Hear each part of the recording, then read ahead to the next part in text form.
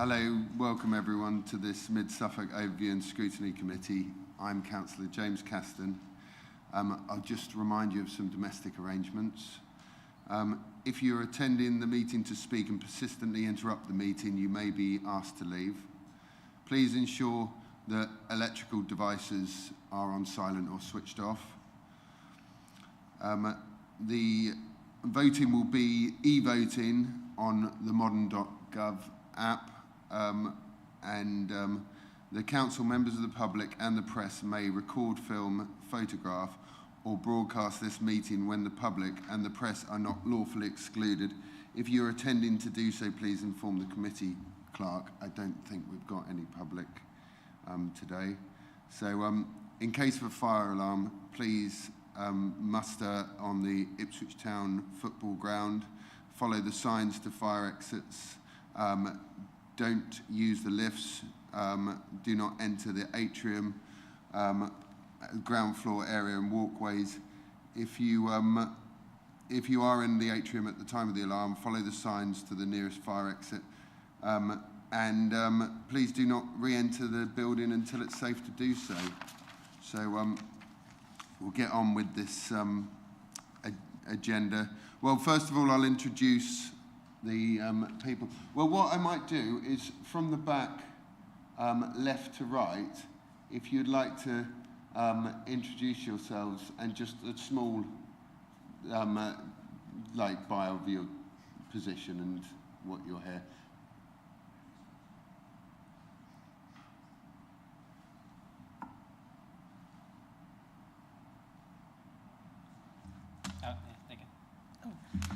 Hello, I'm Jenny Smithies and I'm the HRA Finance Business Partner. Hi, I'm David Fevier-Ward. I'm the Head of Finance. Hello, I'm Alistair Greer. I'm the General Fund and HRA and Treasury Senior Business Partner. Hi, I'm Sean Coulter. I'm the Senior Finance Business Partner for Revenue. And then we'll start with Janet on that side and move across, please. Sorry, Councillor Pearson. Janet Pearson, I'm the lead member for Finance. Melissa Evans, Director for Finance and Procurement and the Council's Section 151 Officer. Good morning, I'm Deborah Fenton. I'm the Director of Housing, Babergh and Mid-Suffolk District Councils. Thank you very much. Have we got anyone on Teams on standby? Oh, okay. So we have Karen Watling on Teams, the Interim Head of Finance. She's available should we need her during the meeting.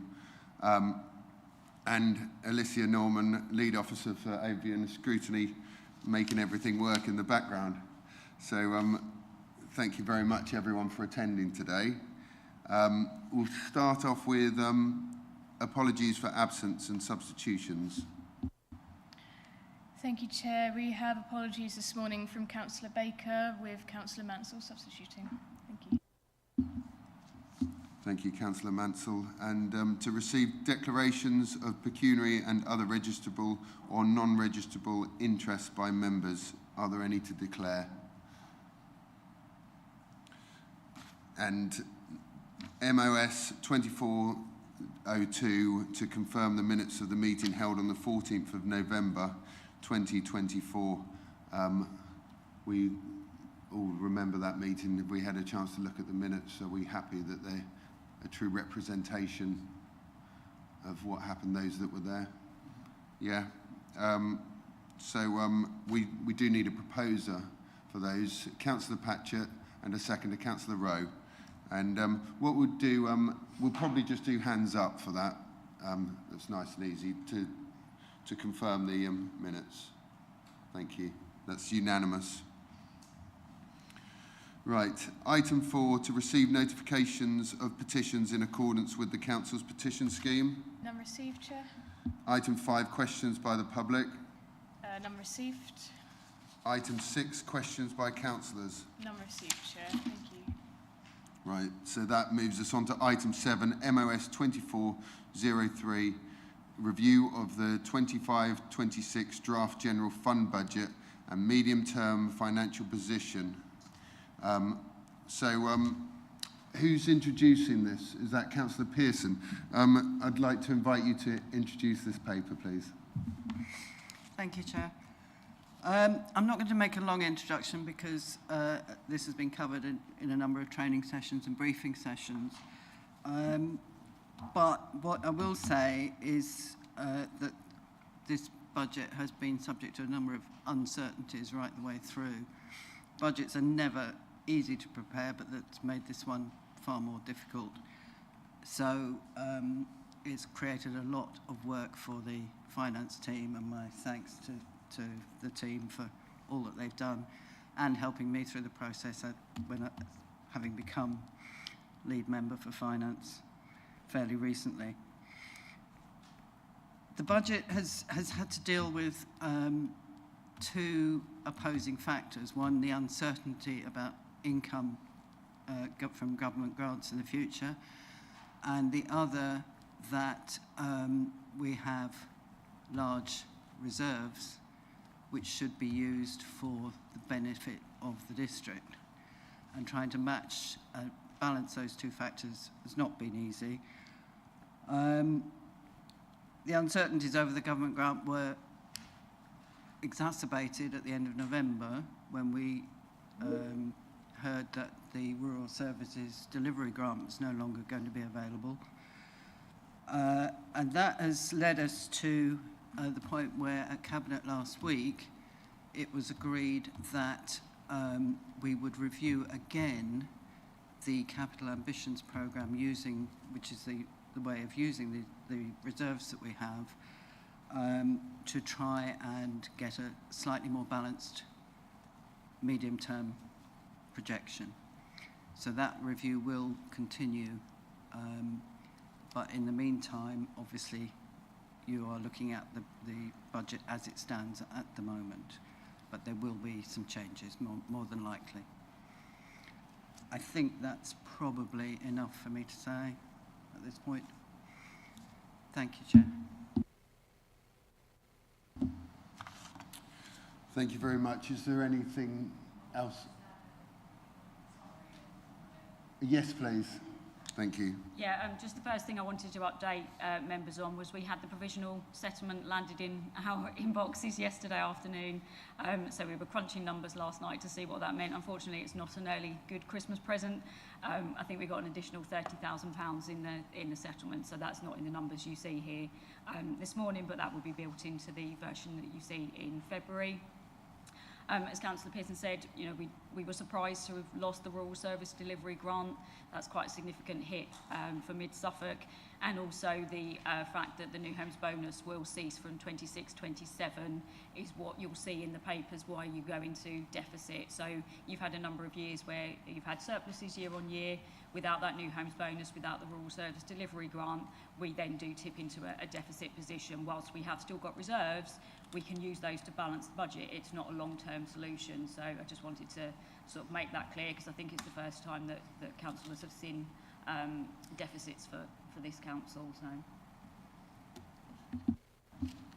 Okay, thank you. Does anyone else want to speak before we go to questions? No?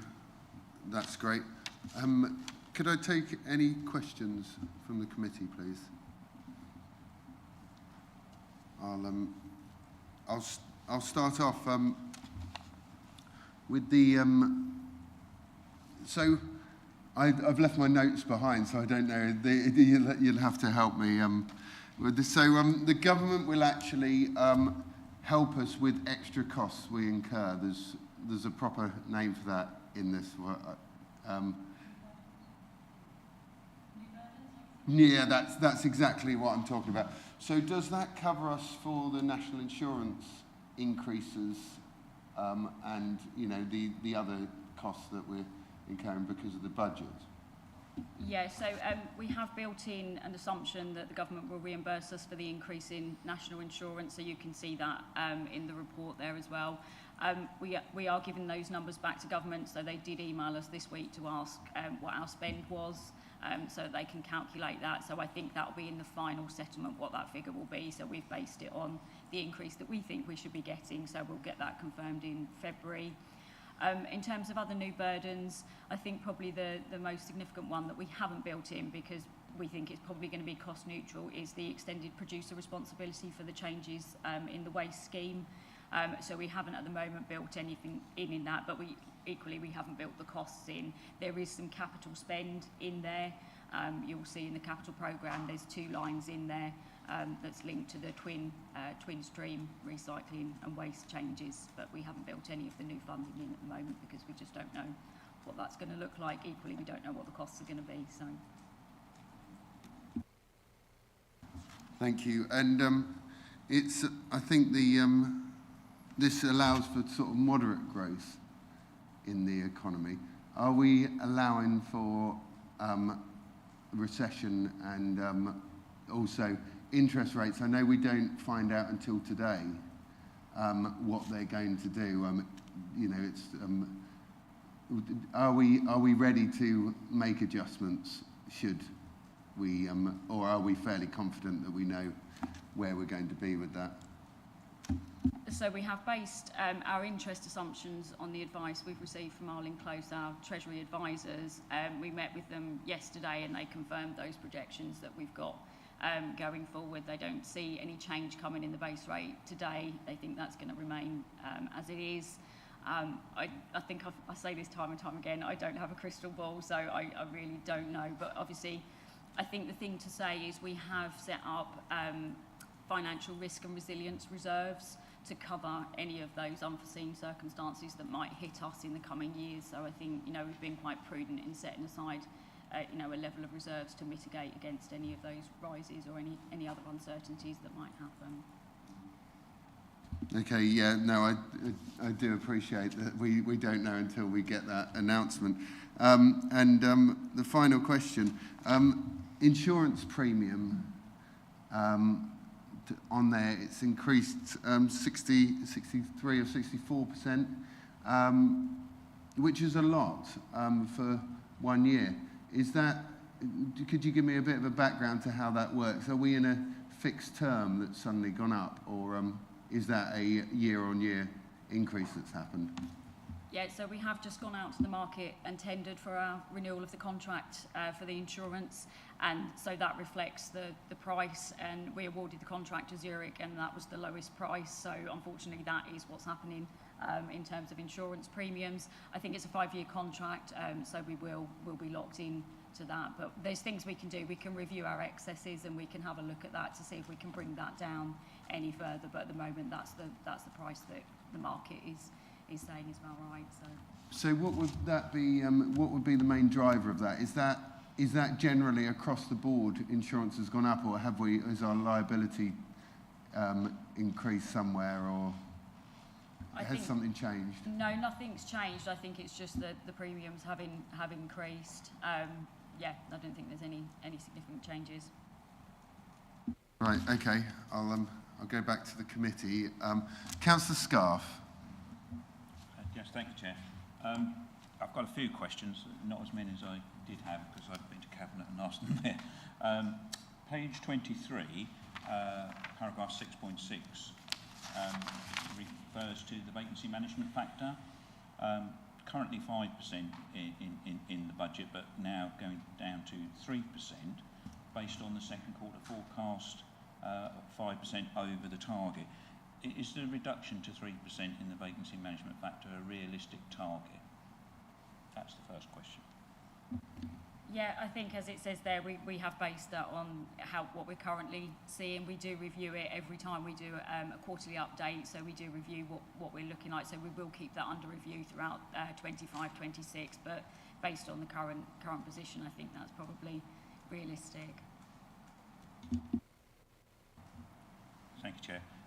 Second question is page 47, Appendix B. I was interested in the key assumptions in the budget and the medium-term financial plan. Why is the assumption for inflation for the IT contract a negative figure for 25-26, but a positive figure in future years of the medium-term financial plan? It rather sticks out.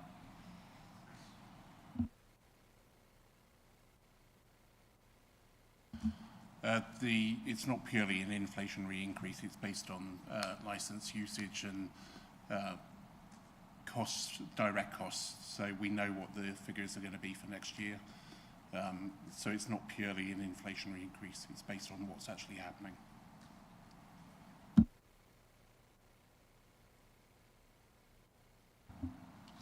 Any further questions, Councillor Scarf? You mentioning the Cabinet has reminded me in that meeting there was a correction on the figures on, I think it was food waste. There was two figures that didn't correlate. Do you? We probably should, to do this properly, we probably should just correct that now so that councillors know in this meeting. I could take a question and we could come back to it because I think it was page 33 if I remember, but it's in my notes. I'm sorry that I haven't got.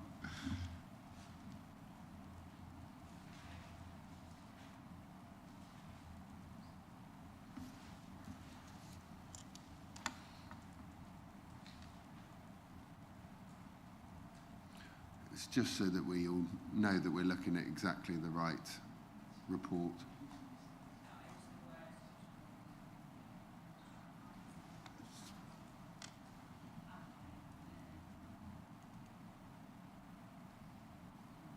I think it was on page 37. 37. Yeah, I think 11.2C, I think it was. We had 1.3 in the words, I think, and the table was different. Memory. The capital programme. So it should be the twin stream recycling is 1.1 million and the food waste collection is 1.4 million, so that needs to be reflected in those paragraphs. Right, okay. And Councillor Patchett, sorry. It's fine. Everyone adds an R. Thank you, Chair. So I guess we'll get to the sort of the bigger subject, which is the council tax rate. So with OBR sort of forecasting growth to be very low next year, but inflation rates to sort of be climbing still. All of our costs as a council appear to be increasing. So on our services and what we pay employees all seem to be going up. So with our costs increasing and we're sort of having to use reserves, so reserves decreasing, looks like they're going from 50 million down to 7.7. What is the rationale for not raising the sort of the base council tax rate?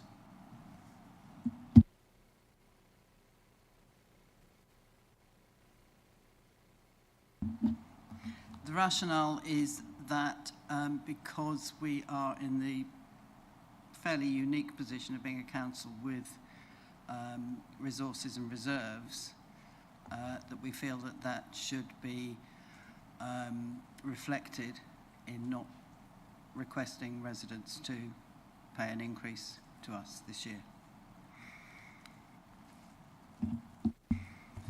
So I guess a follow-up question then is, because we're not, what is the further, there's a couple of follow-up questions this week, so what's the further sort of knock-on effects then? So from not increasing the base rate of tax, how much, financially, how much is that affecting us sort of down the line?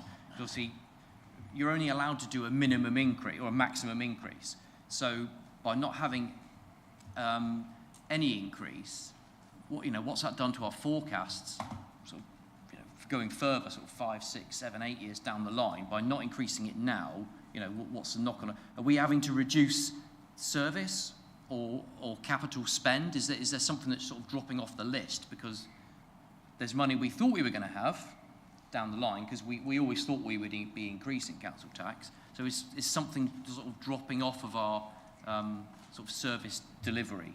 Are we going to have to reduce service because of not increasing council tax?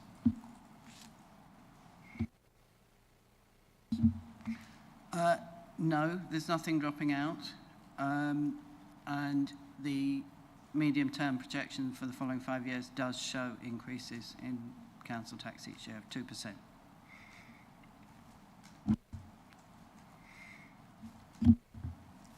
Thank you. Any other questions? Councillor Rowe?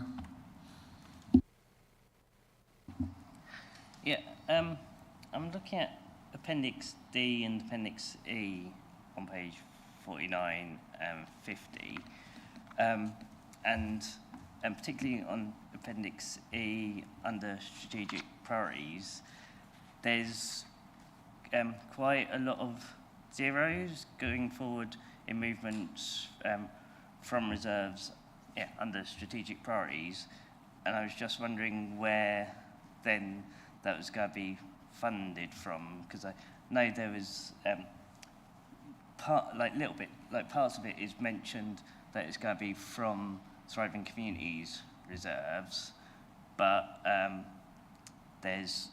couldn't see where all the things in there would be funded from. It might be in a table that I didn't link to it, but yeah, how are we going to fund what's currently in 25-26, where there's money coming out of reserves for our strategic priorities?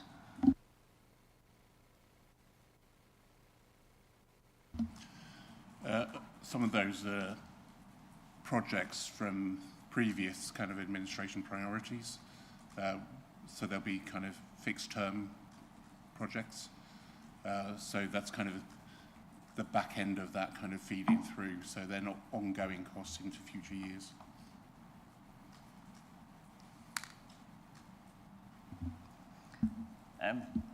So how does that work for the things like sustainable travel? Because I know there's a little bit about walking and cycling, but with like bus projects and stuff like that, I would have thought that there's some of those strategic priorities are still what we currently would be carrying on with. So I'm not sure where bits like projects like that are being funded from. So if you look at the Appendix D, you'll see we've got right towards the bottom there, I think it's the fourth line from the bottom, we've got Mid-Suffolk Plan Implementation Reserve, and that starts with a balance in there of 19 million, and then you can see if you go right to the end column, the balance as at 31st of March 2030, you've got a figure in there of, just following the line across, I think it's 6 million in there. My eyes are it's very tiny. So you've got funds there to be able to deliver against the priorities in Mid-Suffolk's plan. So that's predominantly the reserve that we'll use to deliver any of those priorities. Okay, thank you. And I've got another question, and it's about the locality funding and more broadly other bits as well. Are things like that all raising with inflation, or are we at the moment keeping locality funding so it's not going to increase as costs for organisations we provide funding for, their costs are increasing? Yeah, so if you look at Appendix E, you'll see under the strategic priorities, the second line down there is the locality funding. You can see that's remaining static at 250k, so we're not increasing that by any amount. What I will say is probably the other grants that we've got will be wrapped up in the grants programme that we've got now, and I understand there'll be reports coming back to Council and Cabinet as to how that's being utilised and the bids in for that the grant scheme. So I think you'll have visibility of what's happening in there, and that's probably where you'll see some of those increases happening in terms of grants awarded.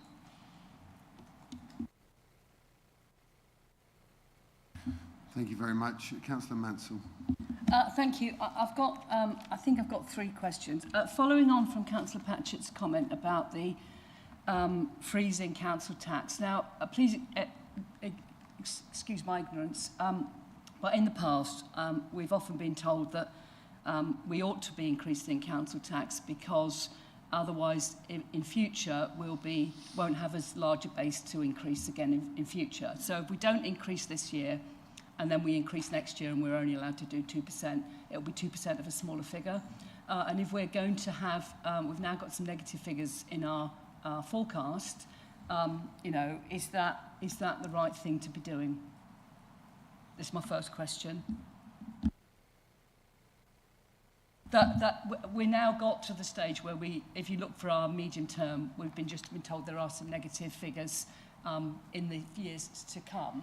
So if we're going to reduce our base on which we can increase again in future. Mm-hmm.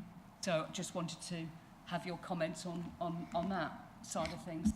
Yeah, the 2% increase that's shown in the medium-term forecasts is not a figure that is a figure that could change. So at the moment, the maximum possible is 2.99%.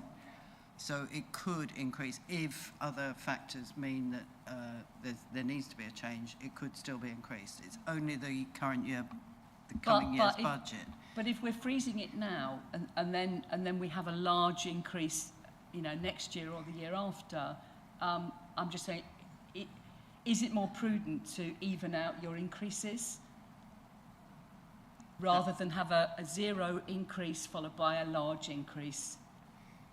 That is another way of looking at it, but the feeling of the administration was that because of the somewhat unique position of this council, that should be recognised for residents this year. Okay, thank you. Now, my other question, and again...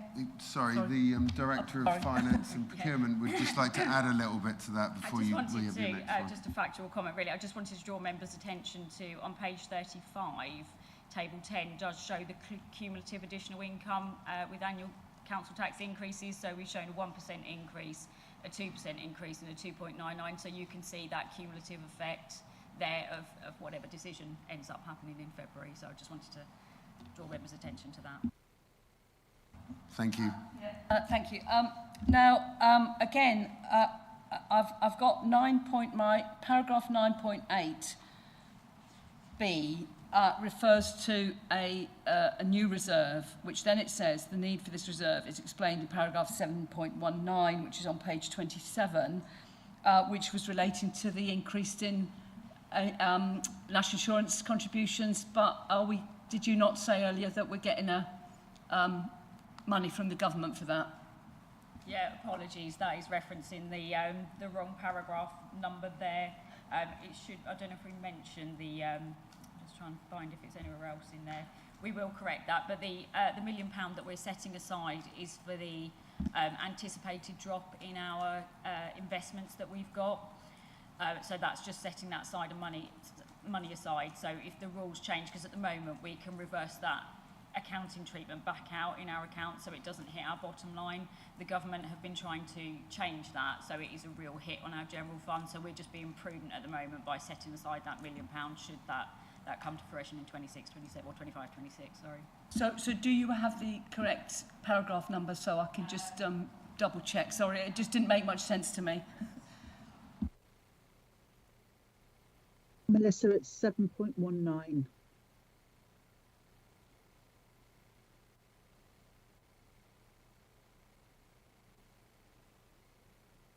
I believe the paragraph numbers are wrong in these papers. I think that was highlighted at the training, actually, and the paragraph numbers have gone awry, and it may be something to do with that. But anyway, you can find that out for me later.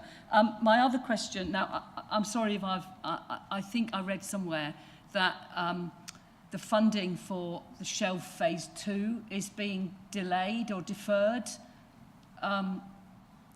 in this budget, and please correct me if I'm wrong.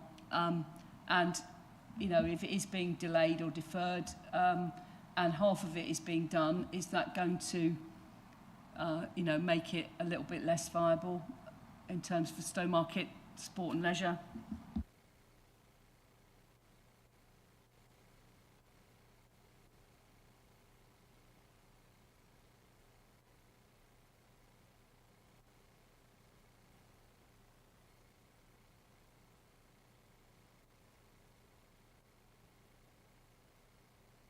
think there was a table where it said no money was being spent on shelf phase 2. That I can't remember the reference.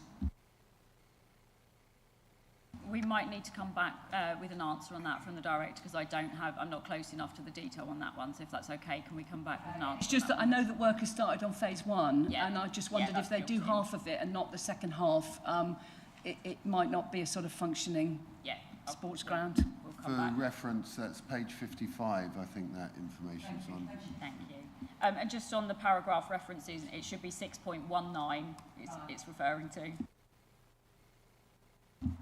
Right, I'll ask a quick question if I may. There's a paragraph on there that talks about the new white paper and pensions going into mega funds, a new bill to change that. Also in this, I think one of the later budgets has got a 0 for pension contribution. Could you explain that and sort of the financial implications of a mega fund for pensions? I don't know if I can explain the pension fund, but I can explain sort of our situation. So the reason you see on, I think it's on table 22, you've got a 0, again, pension payments. That was a historical legacy pension payment that we had an obligation to pay, so that was just a one-off thing that we were paying for. In terms of the pension scheme, we will have the valuation done next year, so the actuary will value the pension scheme next year, and at that point we will be able to adjust our contribution rate. So I'm hoping that we'll be able to bring that down going forward because I think we're overfunded in the pension scheme. I went on a call the other day with Suffolk County Council, and all of the pension scheme is basically overfunded now. So what they'll do is some projections and some calculations going forward to see how low we could drop that, but it might be as low as 19% that we might be able to bring that down from 26%. So there might be some savings going forward. So that's that's quite significant, really. And also previous budgets will have been over contributing as well. So it does change how this looks. So if in the white paper, if there's a national pension mega fund, have we had any? We haven't had any information on what that would look like or what they'd take from us. And the pension call that I was on didn't mention anything on that with Suffolk County either. So no, I'm not aware that that's coming our way yet, but we'll keep a watching eye on that one. Okay, thank you very much. Are there any further questions? Councillor Patchett. We could keep going with questions, but yeah. So with our investment strategy, because there is only, in this whole document, there seems to be only one paragraph, which I do not think is enough detail, of our investments. So I'm talking about our pooled investments that are forecast to lose £1 million. So I know the new Green administration did have plans to sort of divest in fossil fuels, and it was brought up on the last council meeting by Councillor Hicks that we still haven't done it yet. And it still appears we don't seem to have much of a sort of an investment strategy. So I would just like to have a bit more confidence today, leaving today, that we actually do have a strategy, and what is it? So what are we pulling our money out of, and what are we planning to put it into, is what I'd like to know. Yeah, thank you for your question. There's a very good reason why you haven't got any of that information, because in February you'll be getting the Council's capital investment and treasury strategy. So you'll be getting a big pack in February that will have all of that detail in there, and also our recommendations around ESG and the principles we want to take forward next year as well. So don't worry, it is coming. It's just this paper is not the right place for that to be in there. Yeah, it is important to note with the capital there is more work to be done, and it's been they've openly said that they're going to work on that strategy and get it absolutely down to the accuracy that we need. But it's maybe not in this paper. Are there any further questions on this, Councillor Scarf? Well, specifically on that, I mean, obviously, it's a very ambitious capital ambition programme. and I know you're going to reprofile that. When will the reprofiling of that be available? Will it be available by the time that the council looks at the budget, so that we can make a informed decision by that date? Yes, it will be, yeah. Councillor Rowe. Not quite sure how to ask this, but there's kind of looking into like future forecast.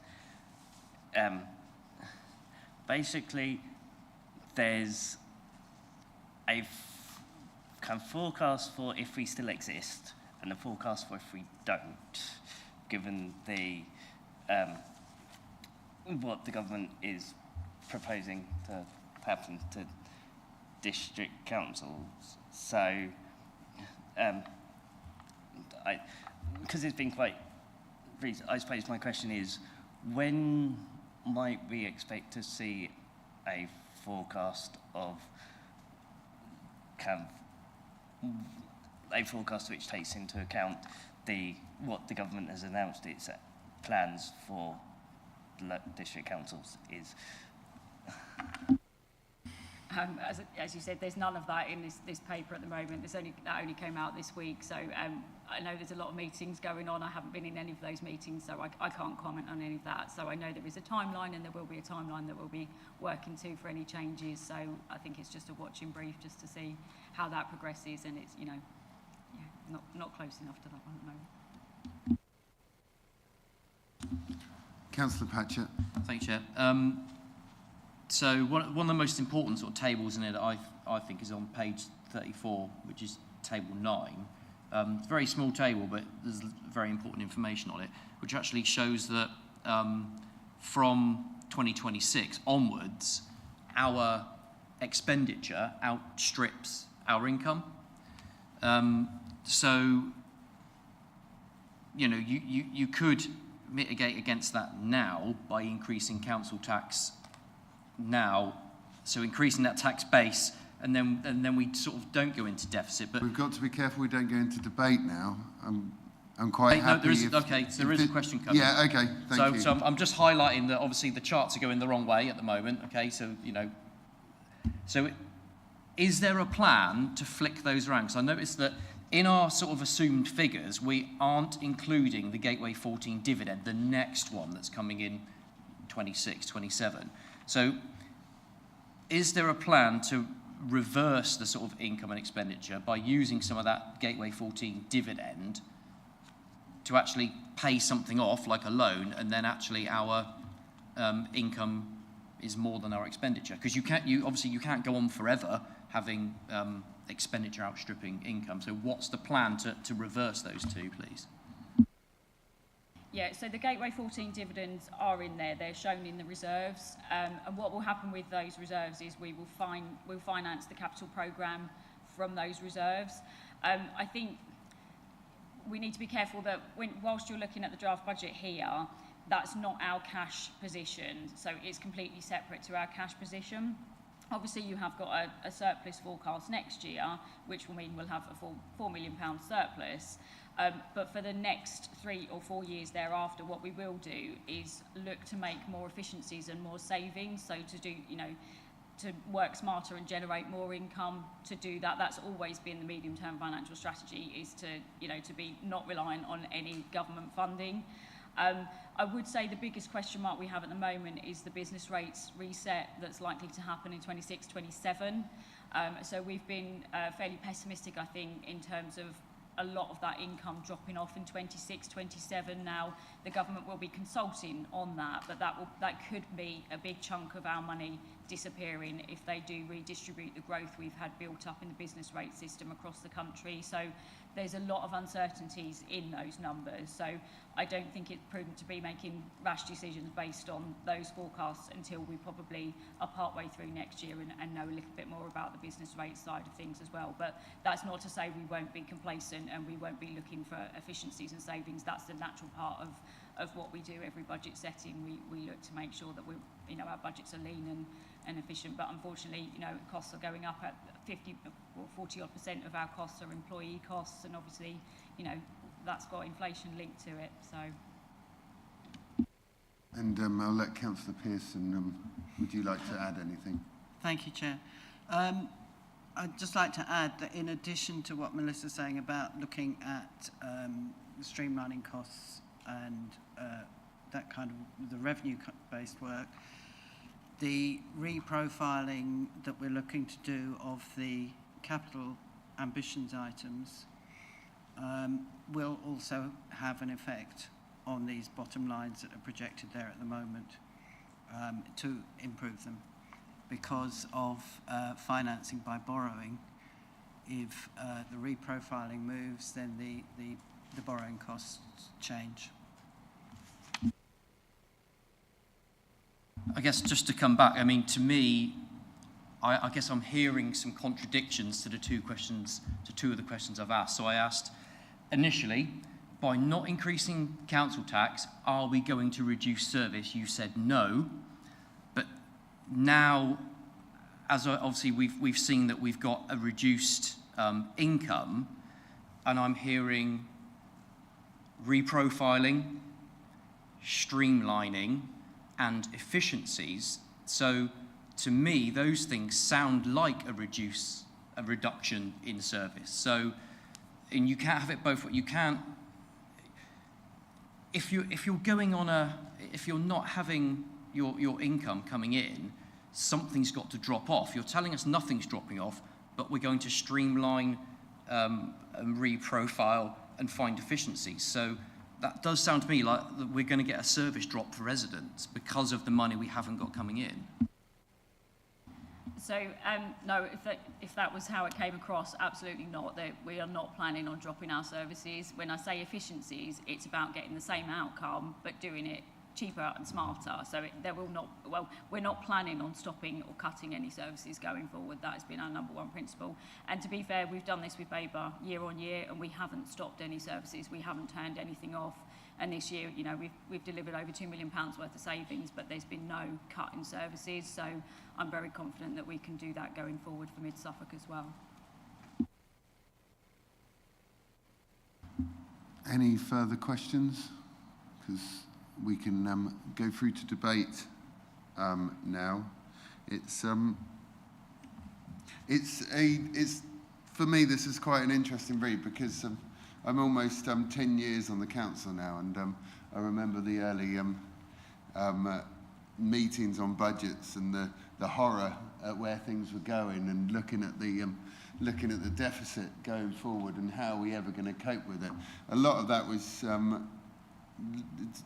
worried that we'd lose the new homes bonus and other things. And what we've got here is we've got some healthy accounts. We've got a revenue surplus that is down 16%, but the 24-25 surplus of 5.2 million was absolutely huge. It's not a worry for me. There's an increase in revenue service expenditure of 12%, 1.6 million. You know, these are big numbers. That's going up, but obviously that's the world that we're living in at the moment. It's things are going up. We have got to manage things. The more efficient we can make things, the better, really. With this, for me, the big thing about this is the capital account. We are spending the money. We do have things in the pipeline. We've got investment at the moment of 10.6 million, and we've got in the medium-term pipeline we've got 27 million of spending. We do need to spend the money. This money isn't any good to anyone in in reserves. And it needs to be put out there. I do like to always see with these things, when you've got a big capital account, how you can use that capital to reduce your expenditure going forward, which I think is really important.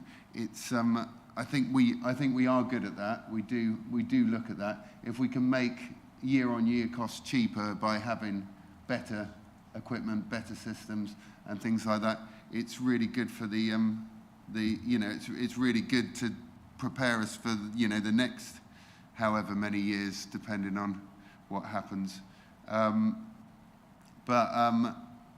also Band D frozen at £175. I don't think you can argue with that. There is money in the council. We have got money. We're not asking residents for more money when we've already got enough money to handle this, and we've got plenty of time to manage future financial issues. So I like this budget. I think the paper's a really good one. It's a really high quality paper. I'm looking forward to a little bit more detail on the capital and the investments and what we've talked about. But yeah, for me, I'm more than happy that this is going in the right direction, and we're spending a bit of the money that we're getting in. We're passing that on to the residents from Gateway 14 and dividends and other things that have gone right in the finances. So yeah, for me, I'm very happy. I'd quite like some recommendations on this, if anybody's got some, when they move forward with debate, because it'd be quite good to send a bit over to the cabinet and see how they feel about things. But I don't think we need anything too radical. Yeah, so I'll go to the floor and I'll start with Councillor Rowe. Yeah, I can start with a recommendation I have of, I recommend that we suggest to the Cabinet that inflation is built into the grant funding we give, because because of the organisations we help fund through things like locality budgets. Their costs are going to be increasing like ours, and I don't think we've increased locality for quite a while, so it makes sense to kind of link it with inflation, so we're not giving them less.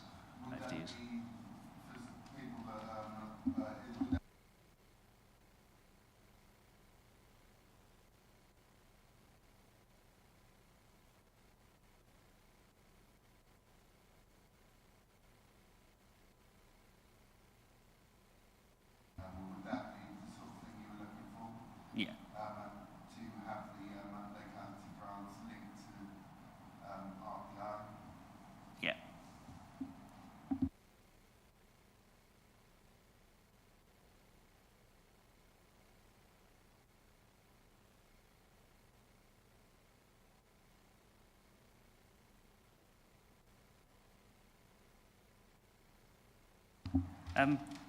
Well, and as well as I don't know how to recommend that we might need to see, when we know more about what the future holds for us as a organisation, as dictated by national government, we will need to be looking at that again. But I understand, I completely get there just isn't that information, so we have to carry on with the projections we have at the moment. But I'm not sure when to recommend we then look at that, because I don't know when the inflation will be. Yeah, that is a difficult one, because of course the budget will look very different with a limited lifespan on the district council.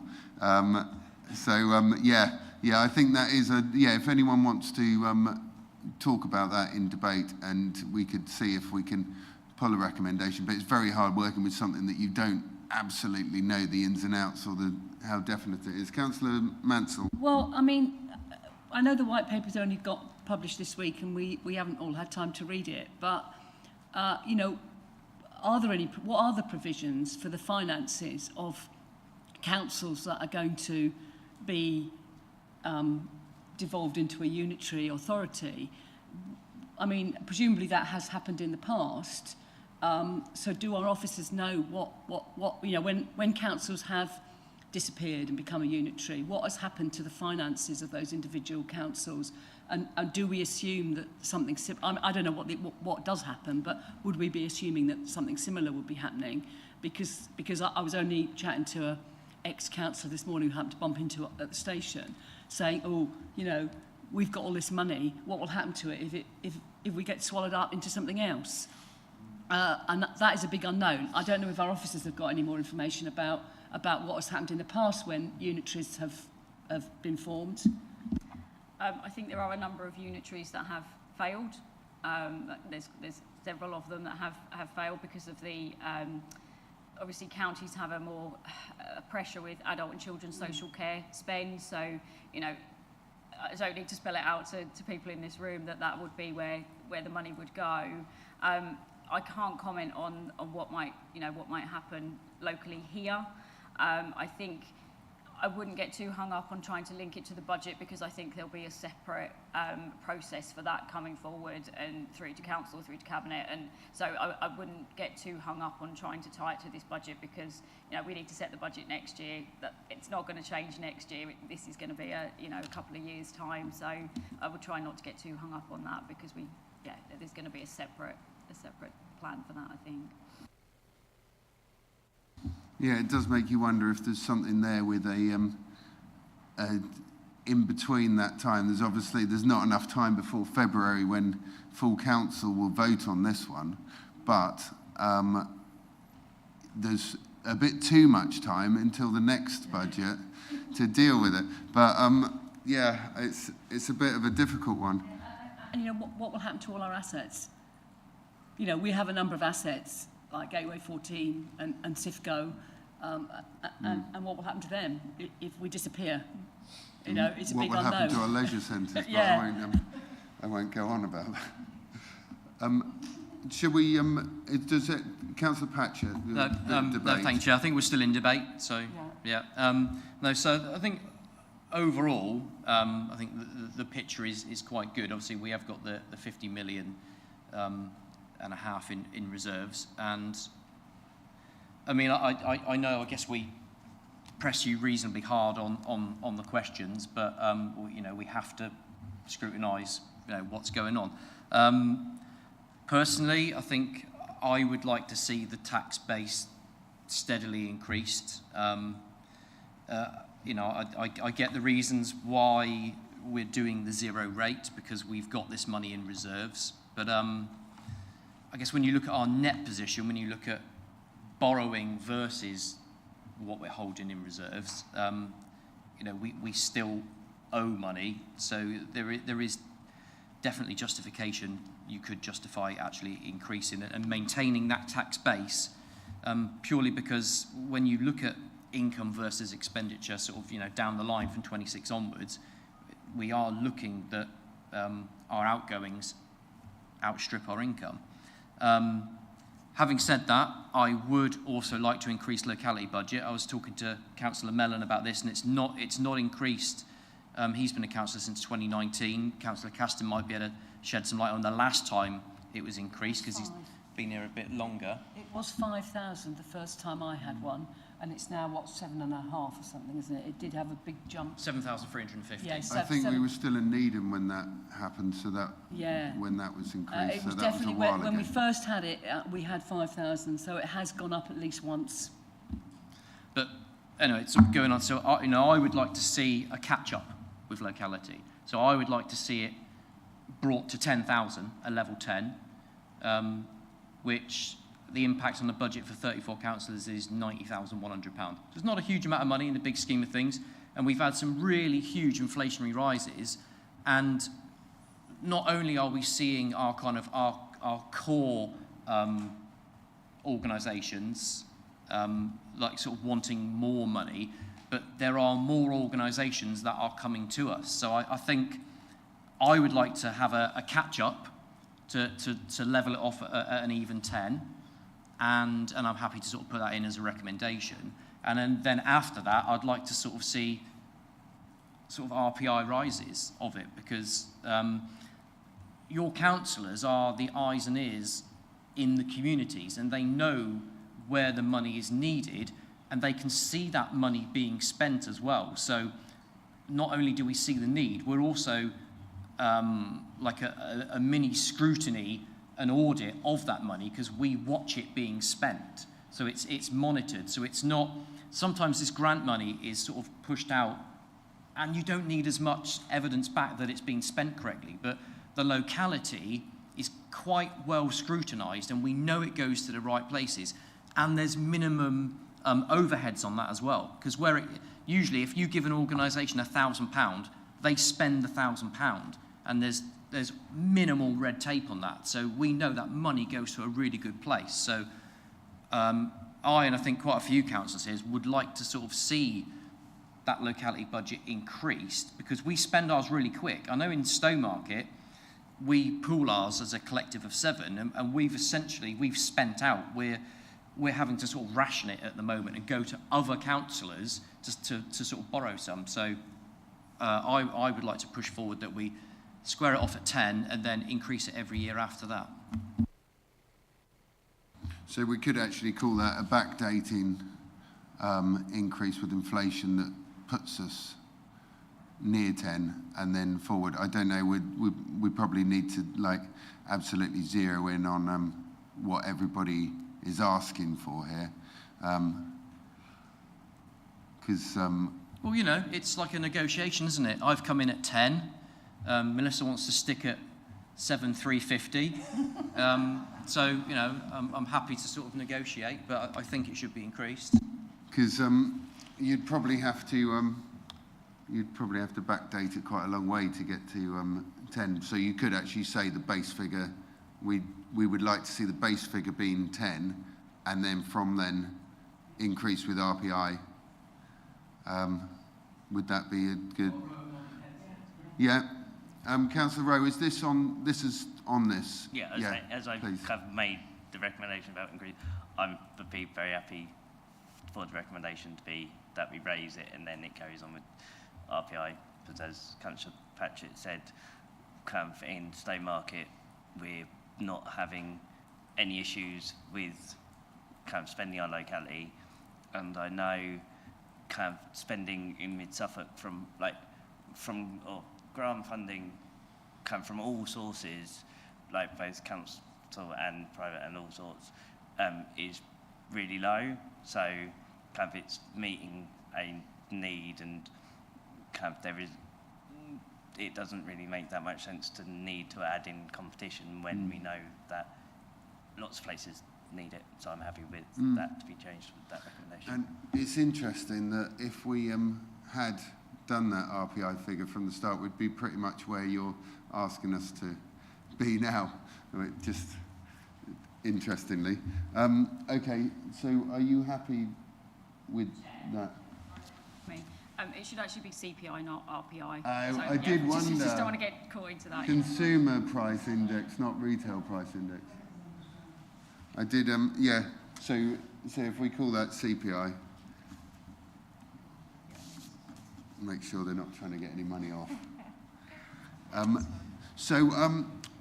I think was somebody before Councillor Scarf? Did somebody come to me? I didn't actually write down.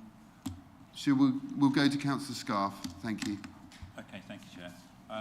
Just one or two comments, really. I mean, budgets are always based on assumptions, and the further you go out with the medium-term financial strategy, the more difficult it is to predict.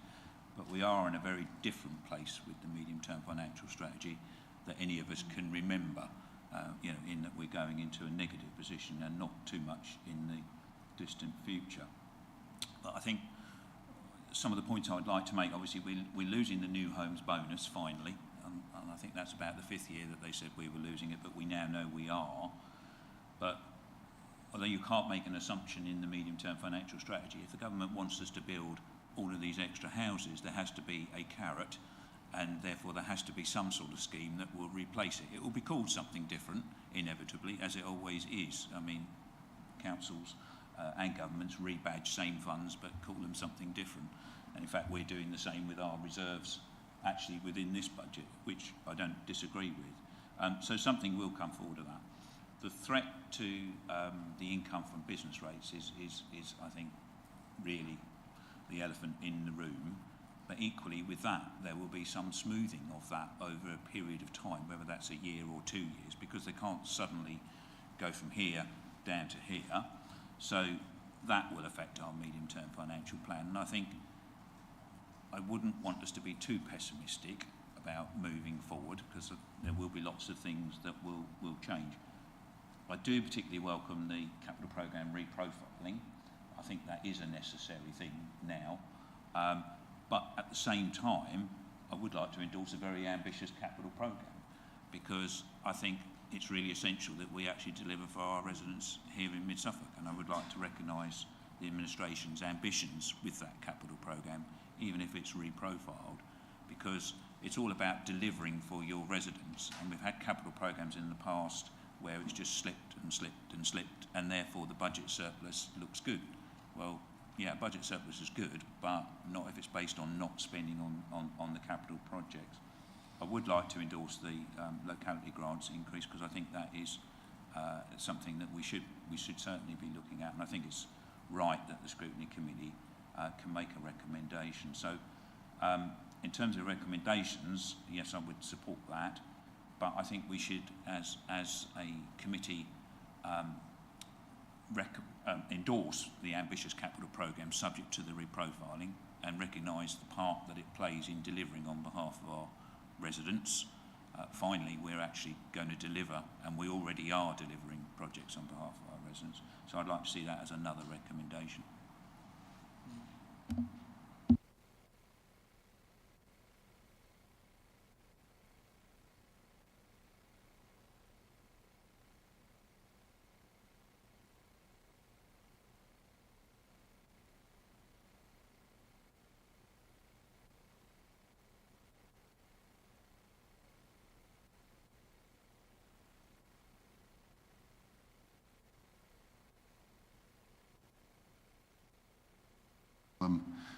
Tax.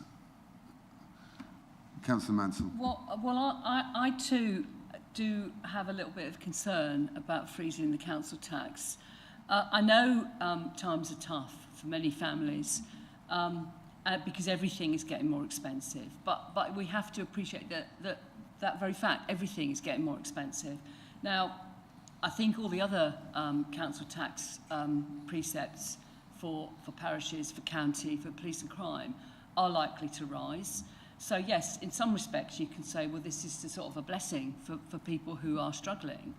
But then again, could you also argue that, okay, we're not increasing it, does that mean, will people expect, well, we're not getting anything, you know, if we give good value for money and we increase it, we don't do the full increase. I'm not saying increase it by 2.9%, but if we have a little increase and we offer good services, we deliver on the capital projects that have maybe stalled over the past few years, and we can be seen that we're giving something back to the community, I don't see that there's any harm in having a 1% increase in our council tax to help ease the financial pressures of the future, in the fact that we'll have a bigger tax base to increase it by 2 or 2.9% in subsequent years. So I wouldn't be against a small increase in council tax. So what I'll do is, if anyone else wants to speak on that, we do have to consider this, because it's all very well saying let's not put council tax up, but you can create hard times, and historically some councils that haven't put it up have gone into those hard times, and they've had to do things that are a lot more harmful to residents. I personally don't think that we're there in this budget, but I will go to Councillor Rowe to see his opinion. Their opinion. Yeah, I think that it's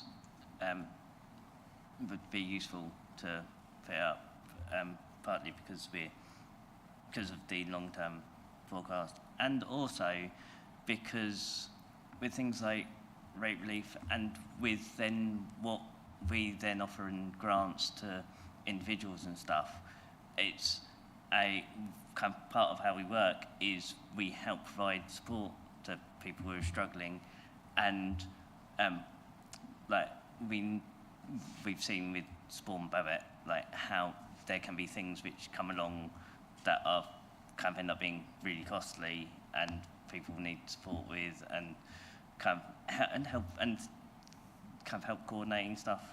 And yeah, I think that we need that there's the cost of understandable cost of living reason to kind of not be careful how high we raise it.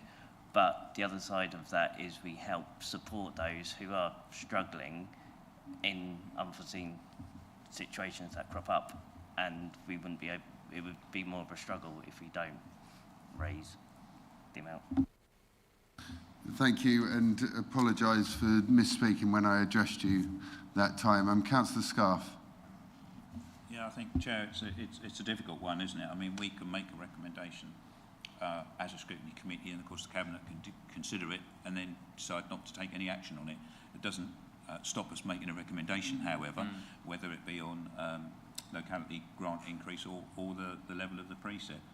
I think the general premise is that you do increase the base budget by a small council tax increase each year because you're looking at the longer term. And if you don't, and the earlier you build it in, the compounding of that at the end of the medium-term financial plan is much more significant, as we can see with the figures within the paper for the various suggestions. So I think we should make a recommendation that Cabinet reconsiders the level of council tax precept increase, takes a look at it. It won't do them any harm to do it. I suspect they won't, but there we go. It doesn't stop us making the recommendation. Thank you, Councillor Scarf. I'll go to Councillor Piper. Thanks, Chair. This is about the capital ambition programme again. This is about the capital.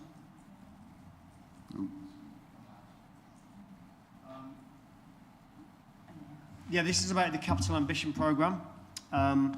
Now, is there an argument to expedite, because there's some really good stuff in there, but isn't there an argument to expedite all of that because of the uncertainty with devolution? Now, it might turn out in 2 years' time that there's going to be no funds available to do any of these things. So isn't there an argument to move all of this forward if we can, within 3 years, rather than like over and over until 29-30? Because there's a very good chance that all of these things that we want to do here won't be possible.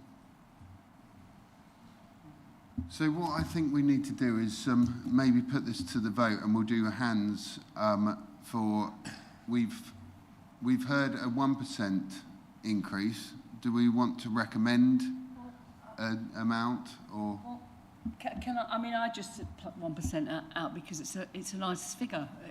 It could be 1.02. I don't really mind, but I think Councillor Scarf put the words in, is that we want the Cabinet to review a 0% increase. Now, if they review it and think that there should be an increase, is there any need for us to actually suggest a number? But yeah, a small increase. We're not saying they use the full increase, but we think they ought to. Our recommendation would be for them to review the 0% increase and consider a small increase. I mean, are those words sufficient? Yeah, I think that's a good recommendation. What we'll do is we'll do hands up votes on recommendations now.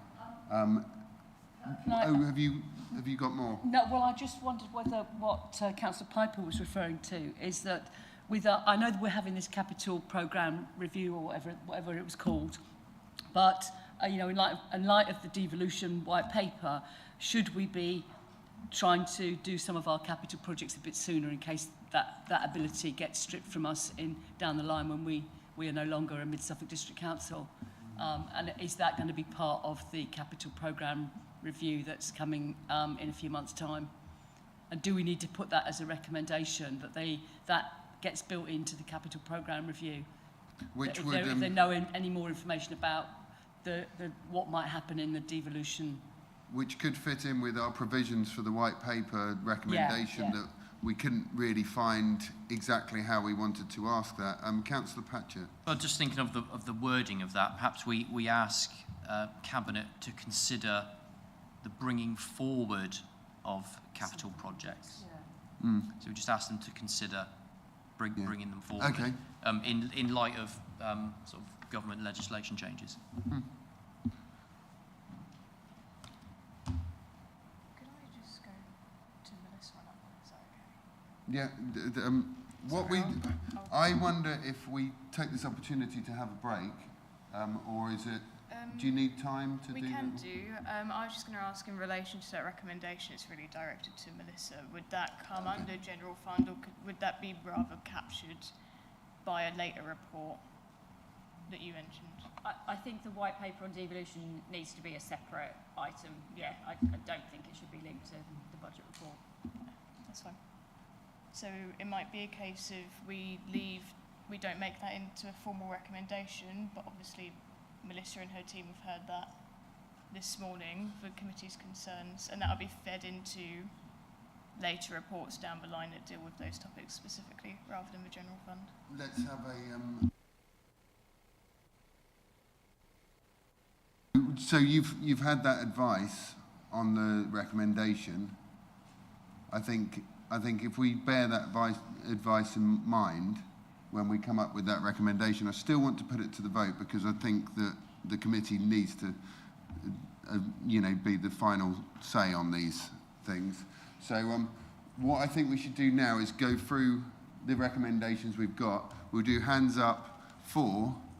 If there's any problem with the 4 votes, we'll do hands up against and find out what the issue is. But if you could read out the recommendations, please, and we'll go through them, and it's just hands up for agreement. Of course, thank you, Chair. So, committee, I have 4 recommendations, 1 from the report and 3 that the committee have come up with this morning. Recommendation 1 is that Mid-Suffolk Overview and Scrutiny Committee notes the draft General Fund budget proposals for 25-26 and the medium-term financial plan. Thank you. Recommendation 2 is that Mid-Suffolk Overview and Scrutiny Committee endorses the ambitious capital programme as put together by the Cabinet, which is what Councillor Scarf suggested. Recommendation 3, that the Director for Finance and Procurement explores increasing locality grant funding to a base of £10,000 per councillor and raising this figure annually in line with CPI, which is what Councillor Patchett originally suggested. And recommendation 4, that the Cabinet considers raising council tax at a steady rate as a means of balancing income versus expenditure for future years.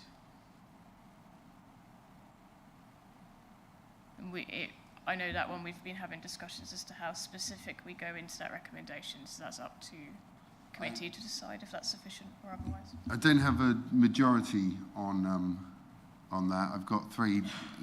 Councillor Rowe. I've kind of supported it, but I think I've heard the kind of way that Councillor Scarf has mentioned it in other kind of times I've heard it, of it being important to kind of make sure our base budget is increased rather than the kind of balancing bit. Councillor Scarf might be able to kind of explain that a bit better. I can't quite remember what I said, Chair, now, but I think it was that recommend to Cabinet that they review the position on the council tax increase of nothing and take a look regarding the medium-term financial strategy, whether that is sustainable, something along those lines. I mean, personally, I felt that last year's 2% increase should have been nothing, and this year we should have increased by 2%, because I think there was a different argument then than there is now, and then we would have been in a different position. But so long as Cabinet takes a review of the recommend no increase without specifying an amount, I think we've done our bit, because we're here to look at the medium-term financial strategy and this year's budget, and it's quite clear that we should be looking as to whether it's suitable and apt, and we don't feel it is in terms of the council tax increase, but leave it to the Cabinet to have a look. So, as part of that recommendation, would you want the Cabinet to review whether that council tax increase happens in 25-26 or later down the line? What's your direction on that? Just this year? Yeah, Just this year. so Okay. that would be, sorry, I'm not very good with years. We are talking about 25, 26, Yeah. aren't we? Yeah, I think they should review it for 25, 26 because of, you know, increasing the base on which you can increase it in future years. Yeah, that makes sense. But, you know, a small increase, I think we could put, whether they would want to review it and consider a small increase rather than a 0% increase. That's fine. Could I ask Melissa to just come in on that, just so I'm sure that that's all fine? Thank you. Yeah, I think you're right in clarifying which year it is, because we've already built in the 2% for future years, so I think we've nailed it with the 25-26 recommendation.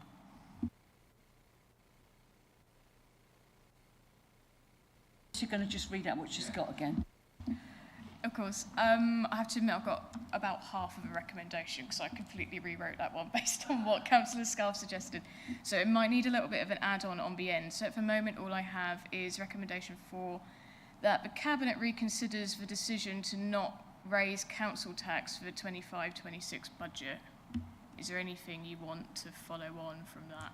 I don't know, maybe could we ask them to review a small increase rather than no increase? Consider a small increase rather than... Consider a small increase. Yeah, to put it more simply. And I think the one about the capital expenditure needs a bit of rewording as well, to sort of match actually what we were saying. Yeah, we'll do that. We'll do that next, and if we just get this, we'll get this done. Yeah, that's fine, Chair. So that now reads that the Cabinet reviews the decision to not raise council tax for the 25-26 budget and considers introducing a small increase. Yeah. Okay, and so we'll do hands up voting all for that. So that's 5. Okay, thank you. And then the capital, I'll let Councillor Scarf more eloquently. I think, Chair, that the endorsing of the ambitious capital programme is one thing. Yes. And I think Councillor Piper's suggestion at looking at how we can deliver the capital programme quicker is another thing. So I would like to see the first one stay as it is. Yep. I think the difficulty, I would say, with that would be when converting to a unitary authority, you've probably got 2 or 3 years left of this council. So you have to bear in mind that you're squashing a capital programme into a much shorter timescale. So the review of the capital programme that the Cabinet is going to, or reprofiling in their words, that they're going to carry out needs to take that into account, because there'll be some schemes that are deliverable within the probable lifespan of this council, and there'll be a lot of schemes that aren't. So for example, the depot may be, but I suspect won't be deliverable within the timescale of this council's continuation.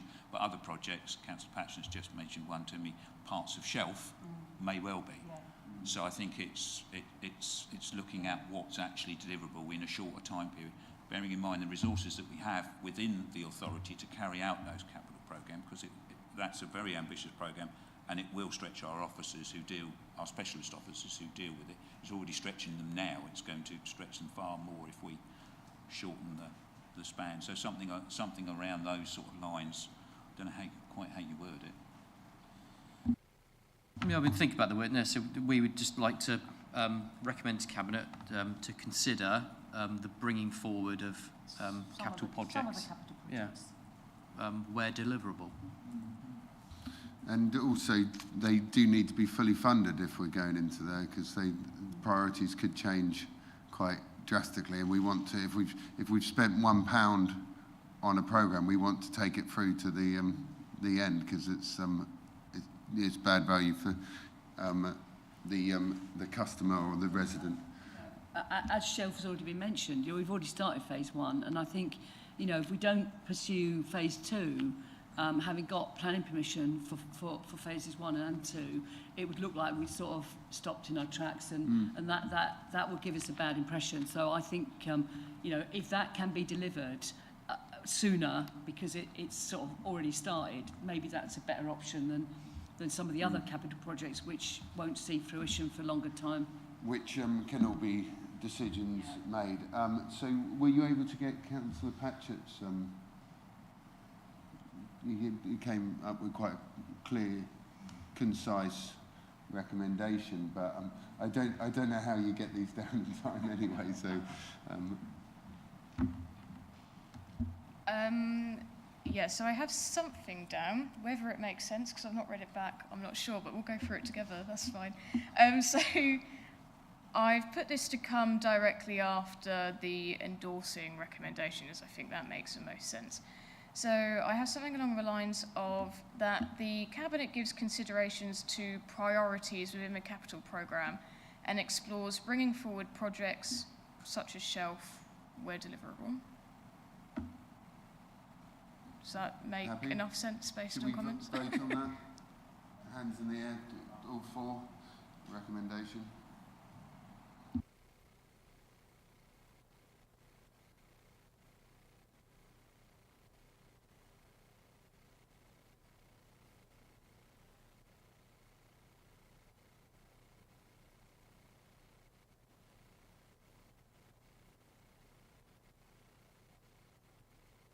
Or anything would ruin the block. Is there an appetite to maybe have the locality award even higher? Because I know, as a district councillor, that for me is like the most impactful part of being a district councillor. And we all know our respective wards and what things can be funded. And you can do an awful lot of good stuff with the locality award. Yeah. Because, I mean, there's loads of things in my ward that I can fund every year, and I could get rid of that cash easily, and there's loads of good stuff going on. Councillor Mansell? Could we change the wording of that recommendation to, I think you said it up to 10,000 for 25-26, could we up to a minimum of 10,000? And then if they want to spend a bit more, they've got the option. Would that help? Yeah, of course. And then above CPI rather than CPI, like saying that we must stick to that, because we could have CPI plus 1 or something. We don't want to stop them. Yeah, we don't want to say don't give us don't give us more money. That's fine. So in the original recommendation, I did say that it would increase the locality grant to a base of £10,000, but I've now changed that to say increasing locality grant funding to a minimum of £10,000.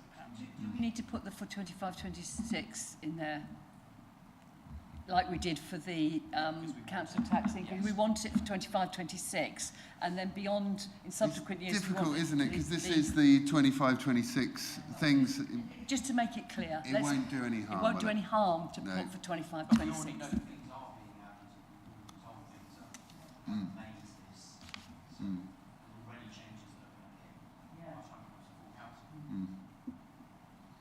That's fine. Just have the CPI bit, because I think it increases at least by CPI, and then that doesn't limit what the increase is. If you say CPI, then it will be taken as granted.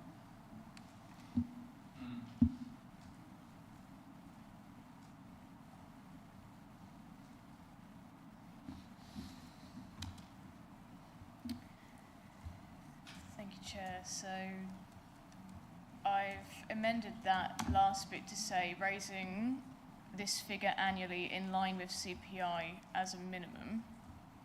Is that sufficient enough, or would you like that completely redone? I think at least CPI, then that gives a base. CPI plus 5.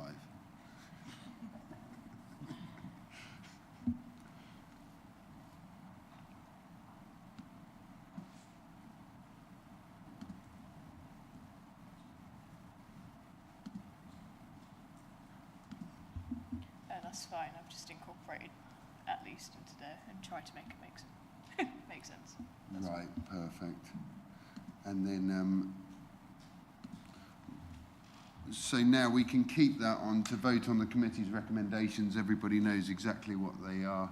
I think we're fairly unanimous on them, apart from one that I didn't vote on the council tax increase review, but I'm willing to vote on these all en bloc because although I don't agree with that, I support the committee's made a decision and the majority want to do that. So if we just make that a very simple block vote.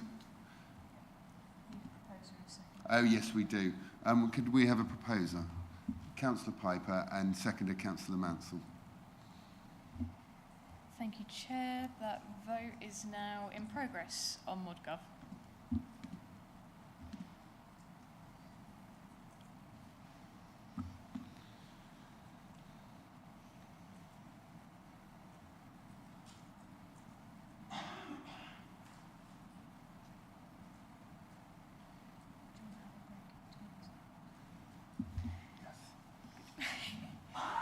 Thank you, Chair. That's 6 votes for, so that's unanimous. Okay, thank you very much, and that was really good. I enjoyed that. Lots of work went into that, and I think we got some it's quite edgy recommendations there, which is you know exactly what we should be doing. Thank you, officers and councillor over there. What we're going to do now is, it's almost 11 o'clock, we're going to have a 10-minute break, and those officers that will remain can remain, and if anybody feels they're not involved in this next part, they can leave. But thank you very much for what you've done so far. So yeah, we'll call it 11:08 return.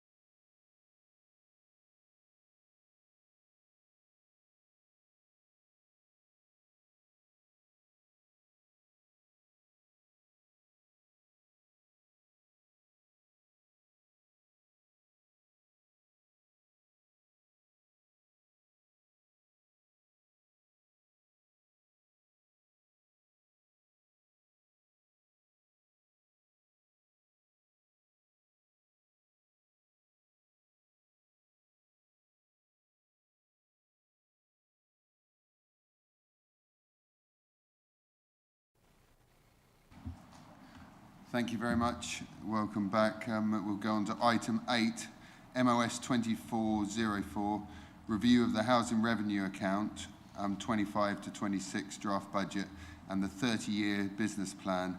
And I'll go over to the Director of Housing, please, to introduce this. Thank you and good morning, members. The Council's obliged to maintain a long-term business plan for the HRA, and we do this over a 30-year period. And the business plan shows both our revenue and investment plans over that period of time. And it's the business plan that informs our budget setting in terms of giving us the evidence to understand what we can afford to put in that budget, you know, for the upcoming years and the medium term, so 5 years following that. The HRA business plan came to fruition following the self-financing regime in 2012. And members will know that the housing landscape looks very, very different to what it did in 2012. And there have been many, many challenges since the self-financing regime, such as COVID. We've also had the 1% rent cut, which was for 4 successive years, which had a significant impact on the business plan. And that was a very clear deviation to what was promised in the rent settlement as set out in 2012. So it's clear to say that that has had a significant impact on business plans across all councils, not just here at Mid-Suffolk. We've had other challenges when setting our budget and developing our business plan that we've had to consider. Some of those are, for example, the Ukraine situation and the vast increase in gas and electricity prices, changes to the regulatory standards, and members will be aware that was following the tragic fire at Grenfell. And we've had, following that, as I mentioned, significant changes to regulation, including the implementation of the new consumer standards and the new inspection regime as set out by the regulator of social housing. We've also continued to have a backlog of repairs from COVID, and members may think, well, COVID was years ago, how can that be so?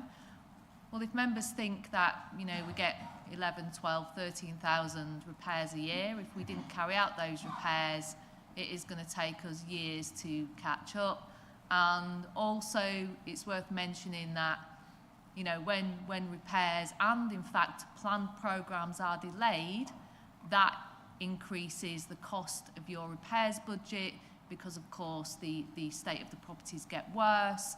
And also, if you're not carrying out your planned repairs, for example, replacement of roofs, the situation with the roofs that are needing to be repaired just gets worse and worse and worse over time, and the cost just, becomes huge. We've also had an increase in the expectations from residents, and this follows a very big campaign by the government. And members may be aware that we have recently joined the Stop Social Housing Stigma campaign, because we absolutely support that tenants should not be stigmatised, and all tenants have the right to have a safe, dry, warm home. Before I hand over to my colleague Jenny, who is going to talk about the recommendations from the last ONS, I just wanted to talk to you about something which you will have seen in this paper, which is called tolerance.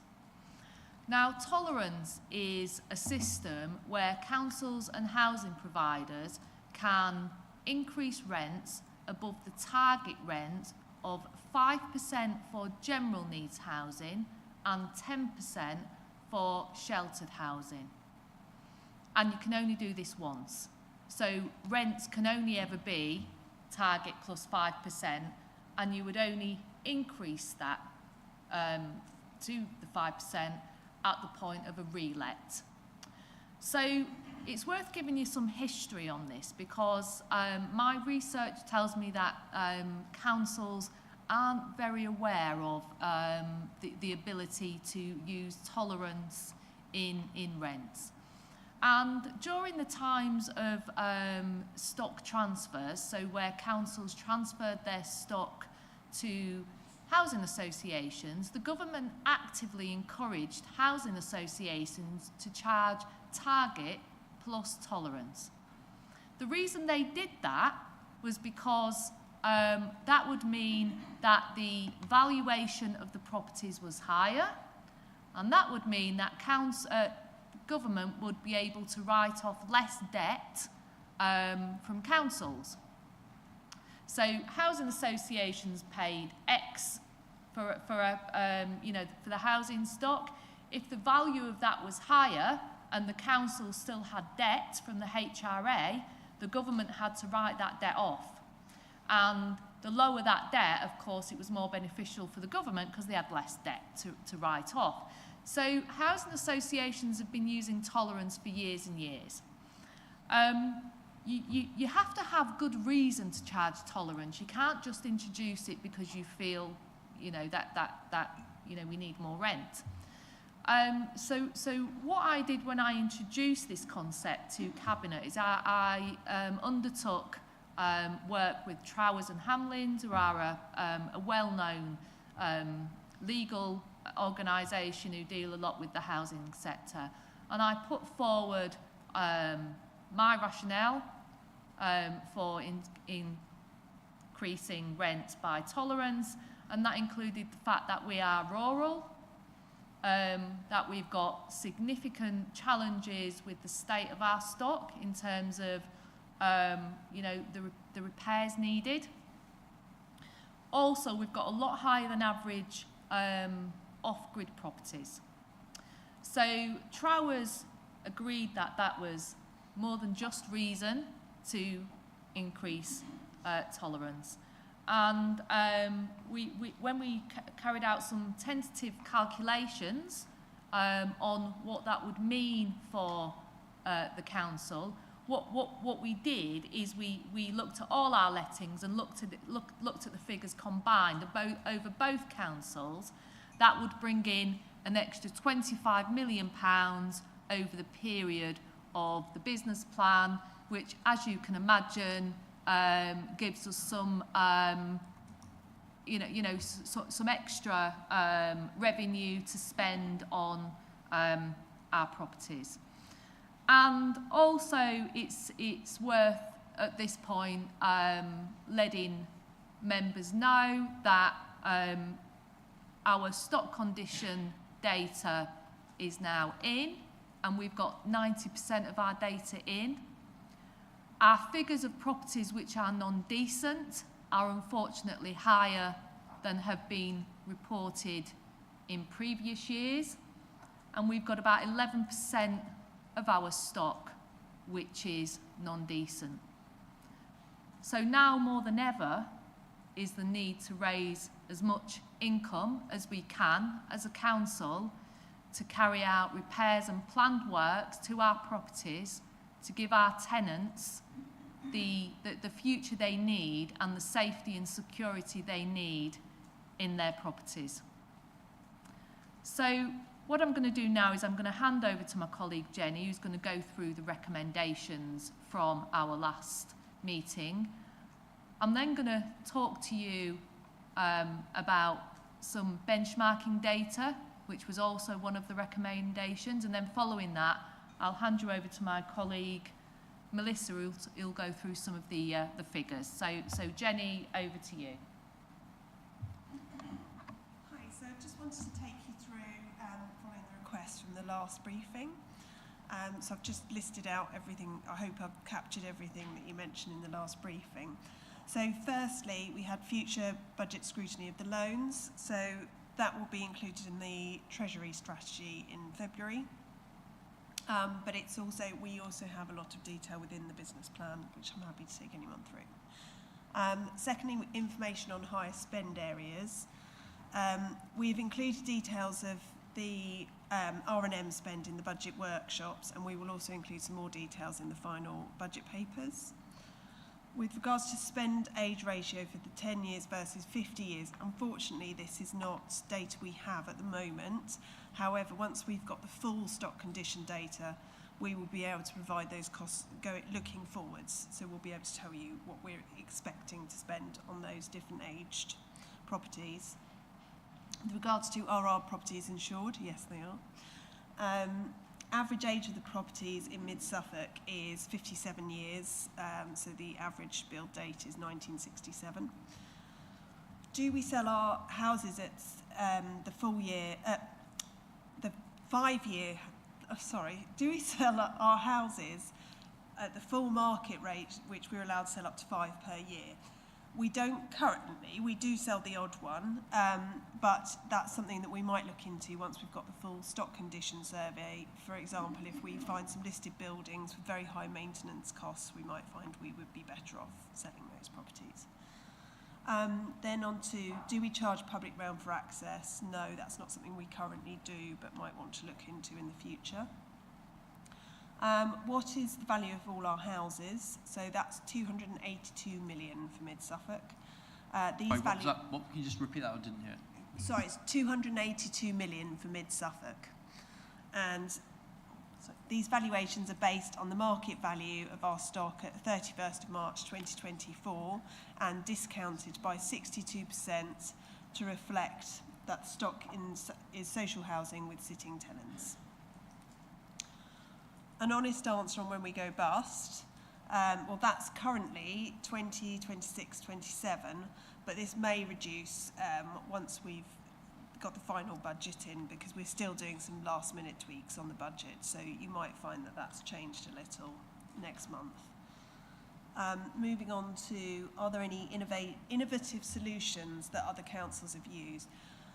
Not that I'm aware of. I attended an HRA expert forum on Monday, and everyone seemed to be in the same position, and everyone was asking everyone else, did they have any great ideas? So we're all talking to each other, but nothing's arisen so far. But we are all asking government for support to carry on, as it were, as an HRA. With regards to the average rent received per house and then a breakdown of cost per house, the average rents are included in the budget data. However, it's hard to provide a true breakdown of the cost per house because capital costs are spread over the long term and they're not necessarily tallied to each individual. Actually, they are, but it's hard to show you. But what I thought I can do is add to the budget papers a pie chart to show you how that is split within the revenue costings. Then what is the best worst practice in comparison to other councils? Are we doing well or on the downward slide? I'm going to refer you to the slides that Deborah's going to take you through shortly with, from Housemark for those ones. And then we also have Angie, who offers us guidance in this area, and she deals with it. She looks after the business plans for a lot of other councils, so she can often sort of flag things up to us. And then lastly, waiting numbers and the number of beds we're waiting for. If we can slip to the next slide, please. Have we got the oh, I've got the clicker, have I? Oh, sorry. Here we go. Sorry, everyone. So here you can see these were your waiting numbers in September 2024, and you had 865 active applications. Okay, and then I'm going to hand you over to Deborah, who's going to take you through an overview of Housemark.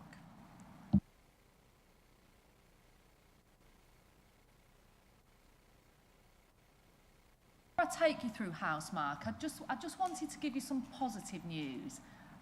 because we are feeling really positive in the Housing Directorate. There's been lots of positive work which has taken place, and we've got lots of changes and positive plans for the future.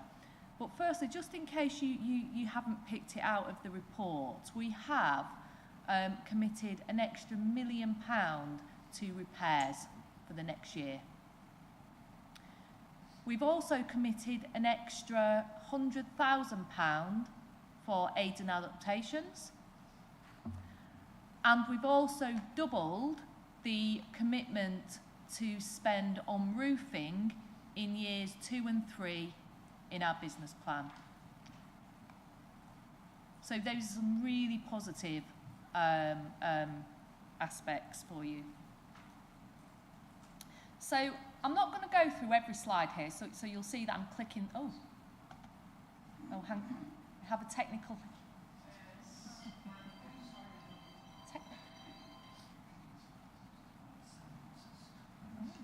We have a technical hitch.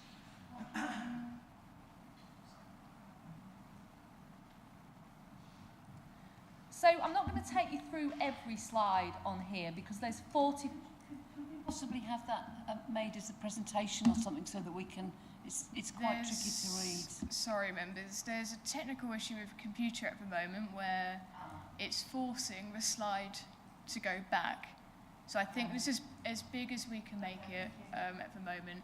I'm going to send this round anyway, so you'll have this in, and then if you want to ask me any question, please come back. So Housemark is an organisation which is used across the housing sector to benchmark so we can understand how our costs compare.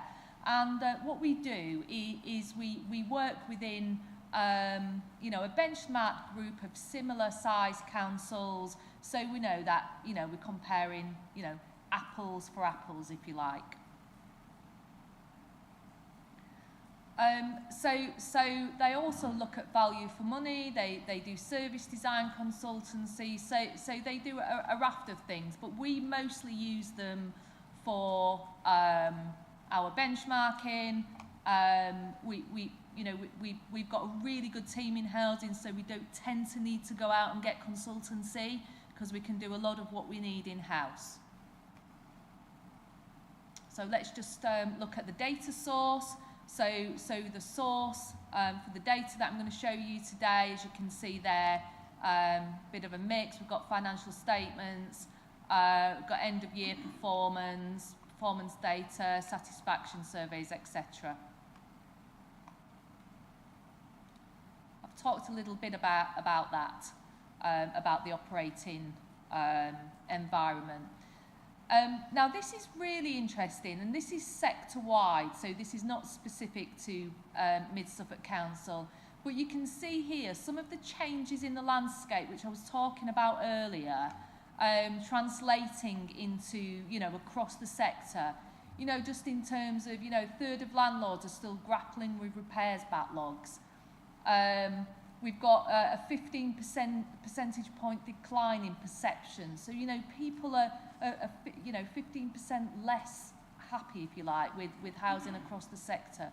Got a 30% increase in formal complaints, and that's, the government did a really, really detailed exercise in encouraging people to complain. £1,000 more spent on properties compared to 2 years ago. Some of that will be due to inflation, but some of that will be due to, councils and the housing sector understanding that, our housing is really not as good as we need it to be. So let's have a look at the unit cost. So this is the headline social housing cost per unit. So this sort of encompasses all our costs as a housing provider. You can see this is a joint report for both Babergh and Mid Suffolk, and you can see there comparisons with English local authorities. So those are less than 10,000 properties, and UK wide. Operating margins, I won't go through, it's more of a sort of a financial term. And you can see there the housemark unit cost breakdown, and it looks at a variety of elements, including planned maintenance, void costs, estate services, etc. Now, we have been spending a significant amount of money on our planned works. We are trying to catch up. We have had years and years where we've not carried out adequate planned maintenance, and you'll see that that will be increasing year on year while we try and catch up and make sure our properties are decent, meet the decent home standard. You will see in the paper that I've raised the question as to whether is decent homes good enough.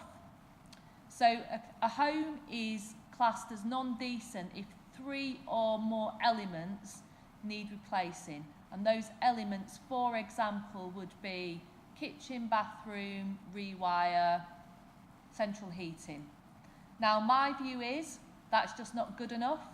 And what I will be urging members to do when we've reached our decent homes, if we've got the revenue and capital available, is to look at introducing a decent homes plus standard.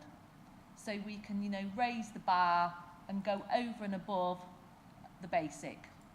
Because I think, and I know members will agree, that our tenants deserve to have a really good standard of living. So this is housing management cost.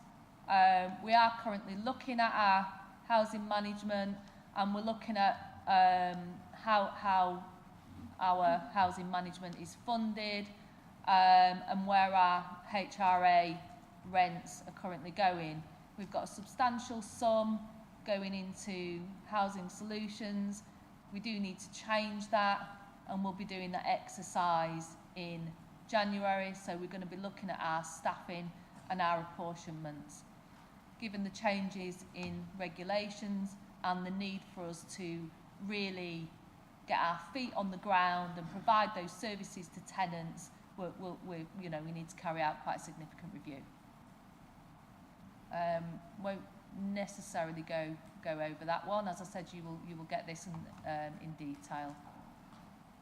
So arrears, you can see our arrears are dropping. So we're doing reasonably well there. I like to see arrears figures under 2% consistently. So we will be working towards that.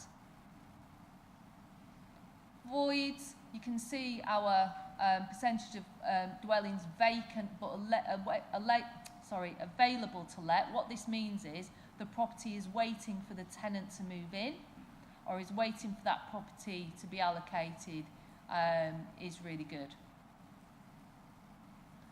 Relet, so these are relet times, and although we look pretty good in terms of relets, I like to see a relet time of 20 days or under. I've achieved that where I've worked before, and that will absolutely be our aim going forward. So we want to minimise the void time, but we want to offer a really good quality standard of accommodation for our tenants.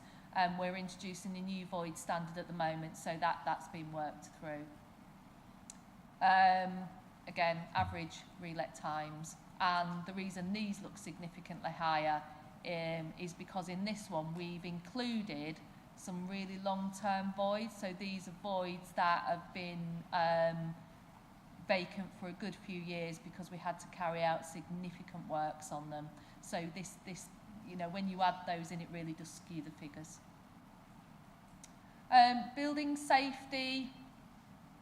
So we're doing really well with building safety. You can see that it looks like in some areas we're behind, but actually we are doing really well, to the point that we are writing to the regulator in January to ask for the regulatory notice to be removed. The regulator is really pleased with our progress, and we have got a consistent positive, positive building safety results. Properties with a valid gas certificate, we're now down to a cohort of around 11 properties in each district where we haven't got a valid certificate. Those tenants are tenants who've got significant issues, and we're taking a multidisciplinary approach to get into those properties. So, for example, we might have someone who's got significant mental health and hoarding, and what we don't want to do is take those people to court because we need to take a different approach which is more appropriate to their well-being. Repairs completed, you will see there, we at the moment have not got high percentage per day of repairs completed. I would also question the statistics that you see in 21-22 because I'm not sure they're right. We have finished our restructure, as you know, in building services. Jane Branch, who's our head of service, is getting performance stats for every individual operative on a weekly basis, and performance management is ongoing. I think it's fair to say that any operative who, for a valid reason, cannot reach our aspired number of jobs we expect, they will be performance managed as appropriate, because we need to provide that service to our residents. We've got to now get this right. We've got brilliant teams in there. We're introducing a job management system in February. We've got new vans, we've got a new materials contract, we've got new seniors that are able to support the team. There's absolutely no reason now why we can't get that right. And that this is just repairs completed in the month per 100 properties. And I'm going to leave that there today. As I said, there are many more slides in this slide deck, and I'm quite happy to answer questions should members have any. Thank you. Councillor Scarf. Thank you, Chair. Sorry, Chair. Could I now hand over to Melissa, who's going to go through the figures? Oh, I'm sorry, Melissa. It's all right, that's fine. We jumped the gun a little bit there, but yeah, please. I know you're chomping at the bit to get into questions, so I'll just do a few points really. If I just draw members' attention to Table 1 on page 69, this just sets out what the 24-25 budget deficit was when we set the budget back in February this year. So we were forecasting a deficit of 960k. Further in the report, we've got the Q2 position, and you see that that's sitting around about £2 million. So we are, I think that budget was probably unrealistic in terms of the things that Deborah's talked about, the repairs that we needed to do to catch up. So obviously that's reflective in where we are, and you can see that's reflective in that table as well.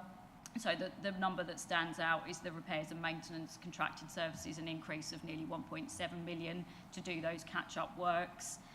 So the draft budget for next year, we're forecasting a deficit of just over £2 million. Now, what I will say is the business plan further on in page 86, you'll see Deborah and Jenny and the team have done a lot of work to get that business plan to a more stable position. So now it looks like we don't go into deficit until year 23, so that's 2046-47, we go into deficit, so a much better position than we had initially. A lot of work has been done to get that back on track, so that's really positive news for a stable business plan going forward. So that's all I wanted to say. Thank you. Thank you very much. Councillor Scarf, would you like to kick off questions? One of the questions was on your slideshow. Very difficult for us to actually see it. Colours make it really, really difficult. There was something about housing management and the comparison of the green or lime sort of green column between Babergh and Mid Suffolk. I wonder if you'd just come back to that slide. Would it be possible to go back to that slide? It was like a bar that went across and it compared us. You've got that on you can email that.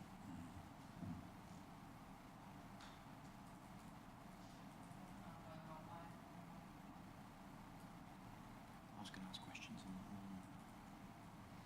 that. Yeah, that one.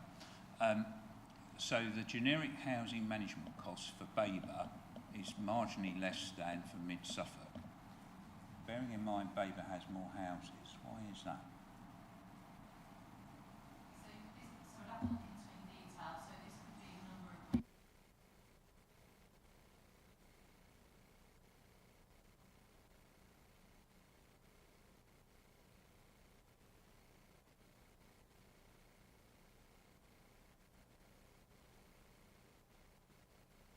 It's a really complicated sort of time and motion type exercise where we look at, right, so how much time is spent on that for that council? How much time per officer is spent on that? So that's how it's worked out. So that could change from year to year.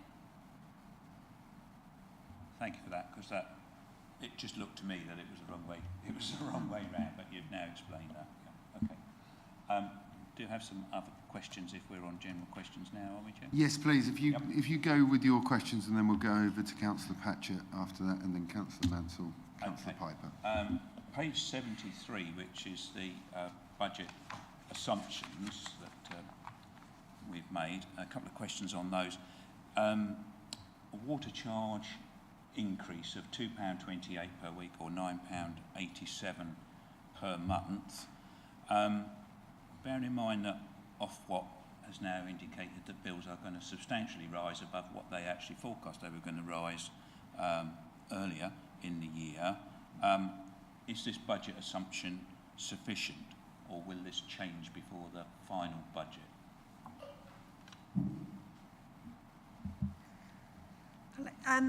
So the way we've based our service charges and utility charges, it's based on the cost for the last 12 months.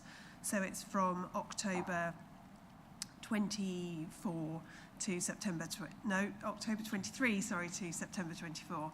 However, we are working on a separate service charge paper. So I would like to point out that all service charges and utility charges at this stage are draft, and we will present further details in January. Okay, thank you. Also on page 73, I did ask a question about this at Cabinet, but I am more concerned about the inflation element, the assumption of 2%, bearing in mind inflation this week has risen to 2.6% and is likely to increase up to 3%, they think, next year. So the assumptions that we've made on that, I know a lot of our costs are fixed with contracts, which was the answer that you gave me at Cabinet. Are there any ways that any of our fixed contracts can slip out of a special reason why they can go, well, actually we need an increase because, for example, the rate of inflation, or because national insurance, employers' charges, etc. Is there any mechanism under those contracts for them to say, oh, hang on a minute, we need to come back? No, they would hold the risk on that. Thank you. Councillor Patchett. Thank you, Chair. I've got a few questions, so happy to sort of deliver a few and then sort of let someone else have a go. So just sort of going back to the, the original sort of questions, the ones we asked in September. With respect to the, the charges to public realm, and that we're not doing it, I think when we were coming up with the housing sort of revenue business plan, we said that was one area where we could sort of grab some money from general fund and get it over into HRA, like a sort of a legal way of doing it. So I guess the question would be, how come we're not doing it? Surely that's a bit of low-hanging fruit, where we could grab a bit of money and sort of put it across. We need to wait until public realm have actually mapped out all the land, so we can be really clear about what is HRA land and what's general fund land. And they've got to the point where they have now mapped out all the land around sheltered housing. So it's quite a big piece of work, and that it is ongoing. Okay, no, brilliant. And just to follow up on to that, I mean, what do we think that's going to bring in? Is it sort of tens of thousands or hundreds of thousands? Or is it sort of slightly insignificant? I wouldn't think it's a huge amount, to be honest. I think it's one of those situations where we look at absolutely everything we can to try and increase the income into the HRA, so we can, you know, improve our properties. So it is one of many things, but it's not significant. Thanks. So just one on rent increases then. So we've got a cap of 7.7, which is like the maximum you can increase. It sort of looks set by government. And it looks like we're increasing ours by CPI +1. So is CPI +1 the maximum is that the max we can do? Are we doing the absolute max? Yes, it's different every year. It's based on inflation. Last year, you'll remember that government decided to cap the rent at 7.7 when I think inflation was running at about 11%. So this year, the rent settlement agreement this year is CPI +1%. So we are raising it by the maximum. So 2.7%. And then the tolerance I mentioned earlier, so when a property is re-let, then it will go from that target rent, and then we'll add another 5% on top of that. Okay. Yeah, so I think just so the 2.7 plus the 5, that sort of makes the 7.7 the most you can do, basically. Yeah. Yes, but only for properties that are re-let. So I can't remember how many we have in mid, probably about 200 a year, something like that. So the way it's forecast in the business plan is we estimate how many properties we think are going to sort of change hands each year, and we put a calculation in so each of those properties would then increase by to target rent, and then add the extra 5% on. Yes, I think, okay, no, thanks. So one on right to buy then, because obviously we know like that's all changed. We now get sort of, I think, 100% of the receipts now, thankfully, finally. And I know that the maximum discount has been capped from between 16,000 and 38,000. So where do we sit on that scale? What's our max cap, please? I'm not sure off the top of my head. I'd have to get you that information, unless colleagues know that, which I don't think they will. No, we'll have to get you that information. Okay, yeah, I think it was sort of done on perhaps house valuation, and then so when we do sell our houses on right to buy, then how is that sort of valuation done, and where does it sit, sort of like with depreciation? Because I know houses are a strange thing. They're an asset, so they have to sort of depreciate, but actually on the sort of national scale, houses appreciate, don't they? So when we come up with the figure of how much a house is worth and we sell it on right to buy, where are we sort of getting that figure from? Is it sort of average house cost in the area, or what we value that house at with its depreciation? No, it'll be we get a proper valuation, a red book valuation. So it's not based on existing use. So, for example, if you've got a property that, I mean, it is a really rough example, this, if you've got a property that, might sell on the open market at, 400k, for example, because if you've got a tenant in there and it's existing use, it might only be valued at, say, 200k, but for the purposes of right to buy, it'd be the upper limit, because it's what the property's worth, not as an existing value.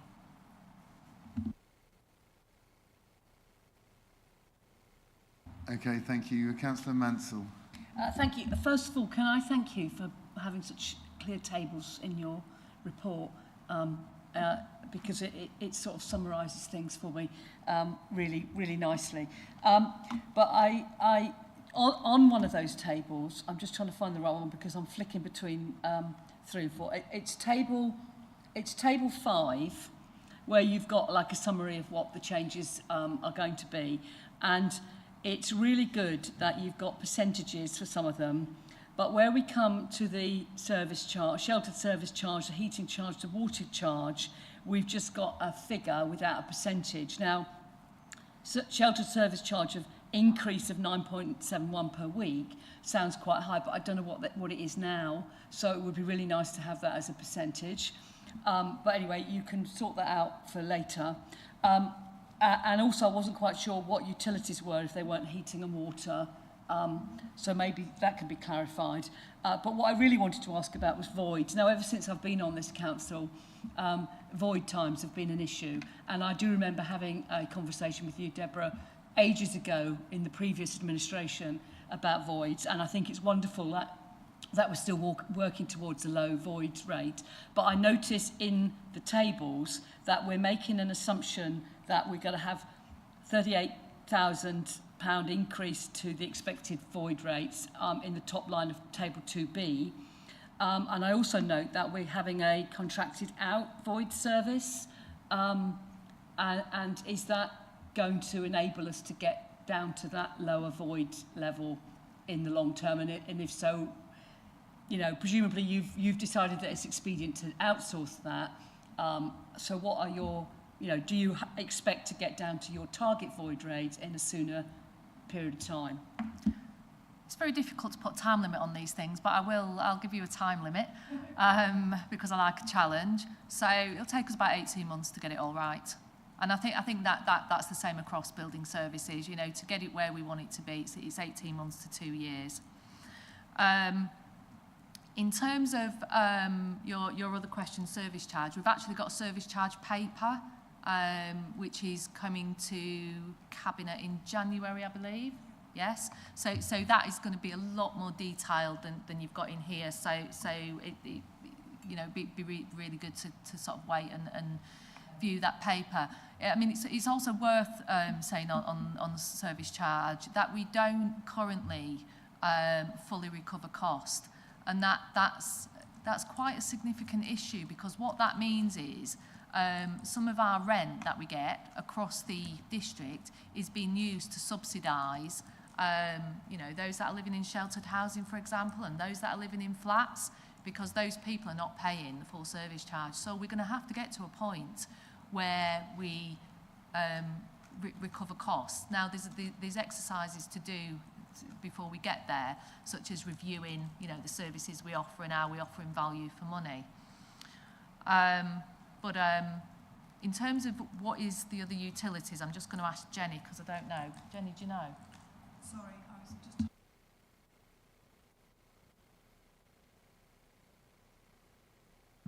Sorry, so other... Sorry, on table...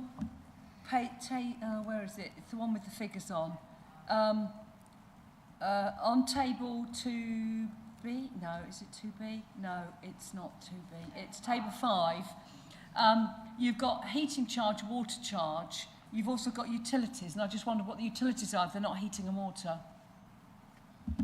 Sorry, so that budget is for the utility costs rather than utility charges, and they're not all service chargeable. So some of them might be on voids, for example, where we pay for those utilities.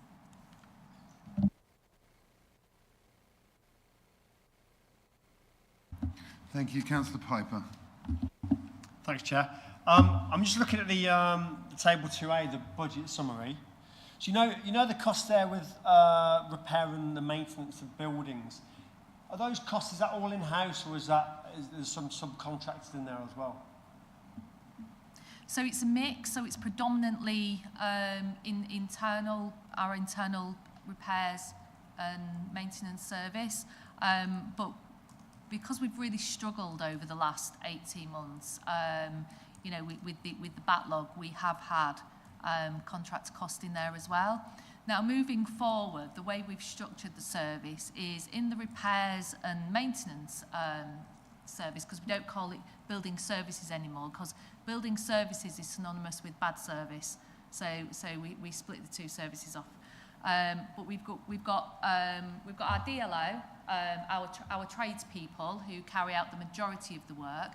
The high risk work is with contractors. So roofing repairs, electrical repairs, for example, sits with contractors because that's deemed as high risk, and it's better for the organisation if that sits outside. But yes, the rest of it is inside. We are procuring a repairs contract because if we have, if we suddenly have an influx of work that we can't cope with, it's really important that we can address those repairs in a timely manner, and we haven't got residents waiting months and months and months. So this is all part of the improvement process. Okay. And is so for contractors to do any of this work, is there a preferred supplier list they have to be on, or is it just ad hoc?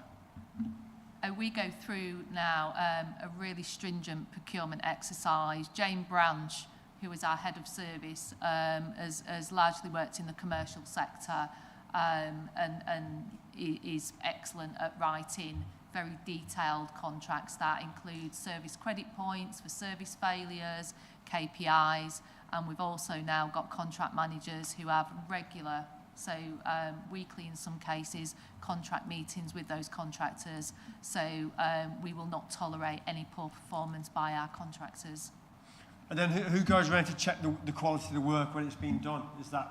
So we've got surveyors who go round. So we're not fully there with that yet because we've got 2 vacancies. But if I can give you a really good example, one of our window contractors has been subcontracting the work to another provider. Our surveyor went round and discovered that they'd not been putting some of the seals round, so we've refused to pay them. And we're having serious words about that breach of contract. So we take a really harsh view of that kind of thing now. Okay, thank you. I've got some other questions, but I'll yeah. I wouldn't mind just coming in now and talking about the debt. Really worrying, eye-watering debt there. It goes on year, absolutely unstoppable. We talk about little tweaks here and there and efficiencies. We're never, ever going to get a handle on the debt that's in this. Where do you see this ending? Because it seems like we will get to the point where we've got more debt than asset value. So, yeah, how does that end? Does the government eventually write it off, or do we go bankrupt? What happens? So this has been an issue across councils across the UK since 2012 and the rent settlement. So very briefly, what happened is we effectively had to take a mortgage out to buy our properties, and then we were able to keep the rent. And I know some of you are aware of that. The changes that then happened from 2012 to now didn't marry up with those original calculations that were carried out by government. So what that meant is that we have, as you rightly pointed out, accrued much more debt than we would have done. Now, the government's aware of that. You will have heard that Suffolk and 15 of the largest councils in the UK held a summit, and Suffolk have produced a report which has been presented to government. We're now involved with a group of councils, and obviously it's led by Suffolk, and we are challenging the government on these issues. Chartered Institute of Housing also did a piece of work with Arch, the Association for Retained Council Housing, of which I sit on their board, and Savills, and that was also presented to government. And in addition to that, we're having regular roundtable discussions with MHCLG. The point of doing all this is that, we need to get it through to the government that, this is not going to end well. And the government want us to, increase our standards of housing, increase our offer to tenants. But of course, if something doesn't happen to mitigate the scale of debt, as Councillor, you quite rightly say, we are likely to go bust. So I think, like other councils, we are waiting now for the government's response in terms of what happens.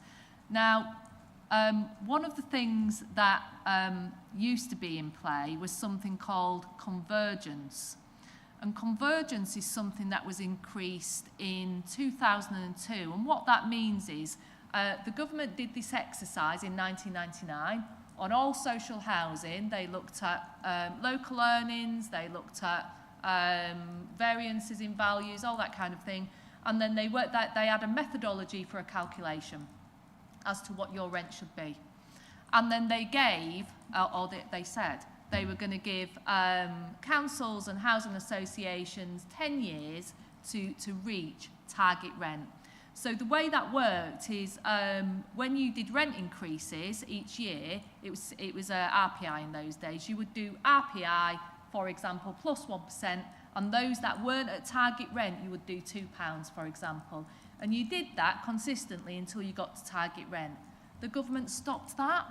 So our properties are not even at social rent. So we've got about 2,000 properties in Babergh that are not, in Mid, which are not even at social rent. So this is something else that we've been challenging the government on and campaigning, that, you know, not only do we need, you know, we need something sorting with this self-financing regime, because it's just not working. It's leaving us in debt. It's the amount of interest we're paying is significantly impacting on our ability to provide an excellent service to our tenants. And then also, we've got the challenge that our rents, the majority of our rents, are not even at social rent. So I know that doesn't fully answer your question, because I haven't got a solution, but it does give you some background of what the sector as a whole, and we are part of that, are doing to try and move things forward with central government. So we've got Babergh, that's a very different story. Where do we sit then with figures like this in the, you know, compared to other councils? Is this the norm, or is this high, or where would you put it? I would say it's pretty average. I mean, I haven't got the figures to hand, and although you say, you know, Babergh's different, Babergh's got the same challenges. All councils have got the same challenges. And that's why there's so many councils that have sat with Suffolk and said, we can't carry on like this. Councillor Patrick? Yeah, no, thanks, Chair. I guess my question does sort of lead on for this, but yeah, to sort of lay some context, I think I've read a report that the debt on housing revenue accounts is something like 29 billion nationally, and I think Islington on their own are like 1.2 billion, just as one council. So compared to them, we're quite good, quite rosy, but they can probably charge more rent. So just going back to our the slide you put on about the Housemarque unit cost breakdown, so how much we're spending on our houses. So I guess considering our position of how little money we have, we seem to be spending quite a lot, we're investing quite a lot in the houses. So compared to Babergh, who, you know, they've got more houses there, they're in a slightly better position, but compared nationally, we're spending more money nationally. So how can we justify having such a big spend? Looks like, so on the investment we're doing, on our estate services and on our repairs, we're spending more than the national average. How can we justify that, considering how little money we have in the account? So we've worked it out and the figures work, so we can afford to pay that, but how we justify it is by looking at our stock condition data and understanding that 11% of our stock is non-decent. And as I said before, decent home standard is the very, very bare minimum. And, you know, my personal view is that it's not good enough. Our spend on repairs has been exacerbated by the fact that in previous years we haven't had an adequate planned programme. And what happens if you don't have a planned programme is your repair bill goes up like that, and you carry out you just patch, so patch repair. So give you an example, our roofing costs across both councils were approximately £300,000. And that's where we've been doing patch repairs, but those roofs still need replacing. Whereas if we had a really good programme, like we're planning to do in year 2 and 3, where we're replacing roofs, then, you know, that'll save money in the repairs. So your planned programme has got to come first. And what the other thing we've had to do over the last few years is we haven't had contracts in place. So you know, we've been carrying out works using exemptions and expired contracts, etc., and we haven't necessarily been getting value for money. So we have gone out and procured over 30 contracts in the last 9 months, and that will give us some financial stability, you know, over the next sort of 3 to 5 years. Does that answer your questions? Or? Yeah, it does, and I mean, I kind of almost want to apologise for asking the question, because I mean, I had to ask it because it's scrutiny. I mean, I understand why that we need to give people good quality houses and we need to spend the money. It's just, you know, in the financial position we're in, it's that trade-off, isn't it, of yeah, money versus sort of quality. Sorry, Councillor, if you don't mind, the other thing I would say, because I didn't pick up on the estate and housing management, is we're reviewing that because we're not getting that right.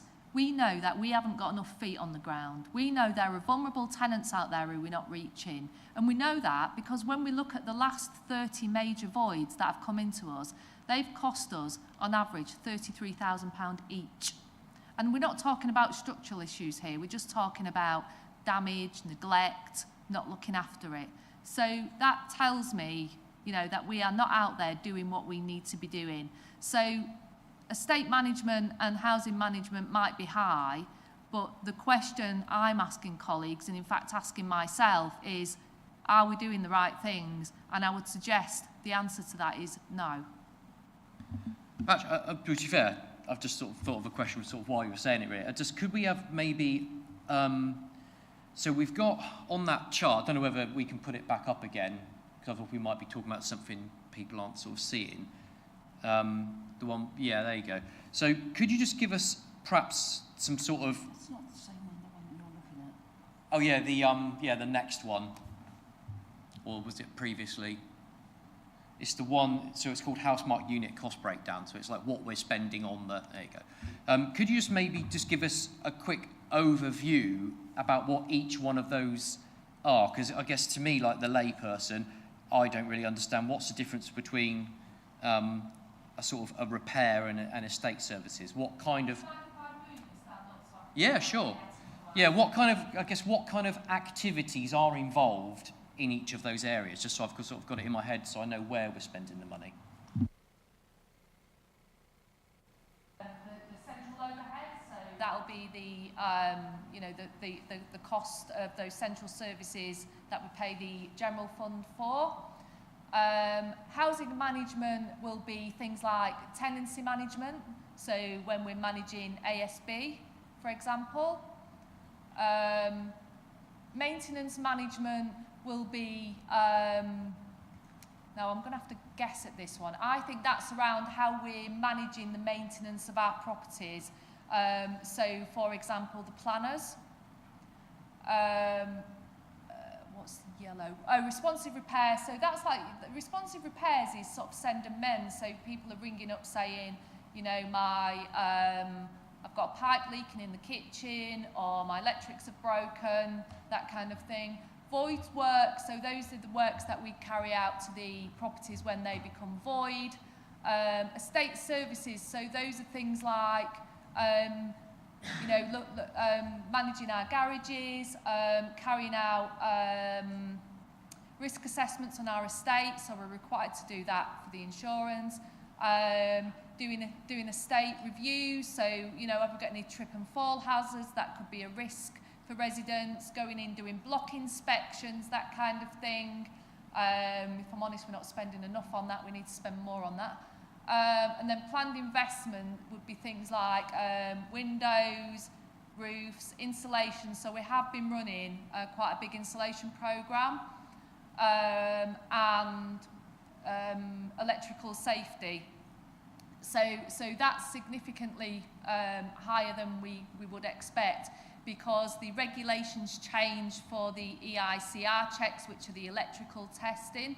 So it used to be every 2 years. The recommendation is it's every 5 years. So although that wasn't in budget, we decided that, you know, good practice, safety of our residents, we then carried out those checks every 5 years. And the other high, the high cost on the planned maintenance was for repairs to heating.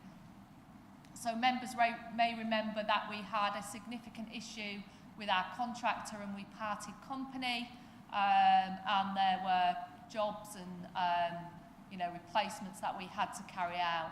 So that is what's added to the significant increase in spend in the planned area. No, that's quite clear, thanks. Just one more, if I can, just on relets and tenancy agreements. So when we do like a tenancy agreement with the tenant, is there a timeline on that, or is it completely open-ended? And also, and let's say there is a timeline, 5 years, 10 years, when we hit that point of renegotiating the tenancy agreement, can we add tolerance at that point in time? So we don't issue fixed-term tenancies, so unfortunately not. We give secure tenancies. Are we allowed to do a fixed term? I'm not. So there were regulations where you could do fixed terms, but it just didn't work because effectively you're potentially making someone homeless at the end. So yes, you could, but it's not something I would advise. We do offer introductory tenancies, so all our new tenants go on introductory tenancies, which have got reduced rights. So if there are issues with rent arrears or ASB, we can then take tenancy action. Yeah, I guess that's what I was getting at, really. If you did have a fixed term, that is a point in time, isn't it, where you can review antisocial behaviour if they're trashing the house, and also sort of adding tolerance, or also housing need.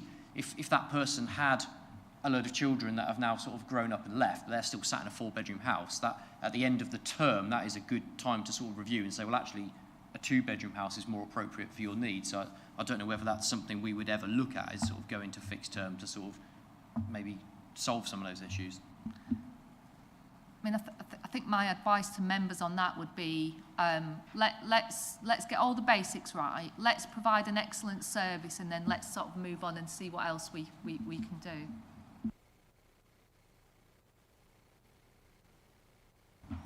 Thank you. Something that stood out for me was the on income, debt management is 0 in the costs. How does that work? I can't. I've moved on from that now. It's one of the. It's got a bad debt provision, and then it's got debt management, and I'm pretty sure it was 0 year on year. And I wondered how we managed it. That's for income, you know, for. We have an income recovery team, so that's all that comes under income management, so it comes under the staffing. So we don't tend to send our debts out to you know, debt management companies or organisations, because we do all that in house. We have to be really careful, and we don't want bailiffs knocking on people's doors, because we understand that, you know, people, when they move into their properties, they want to pay their rent and they want to have a good quality of life. So if they're not paying their rent, there's usually a good reason. So for us, the way we work is to try and get to the bottom of that reason and help them sustain their tenancies. Oh, that's good to know. So it's cover for bailiffs and debt collectors, and we don't use them, and we don't ever expect to use them in the future.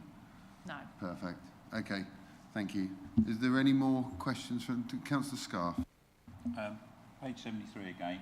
The general needs service charge, which we're going to consult with our tenants on in January 2025, it mentions a charge of an average charge of £9.17 per tenancy in a block.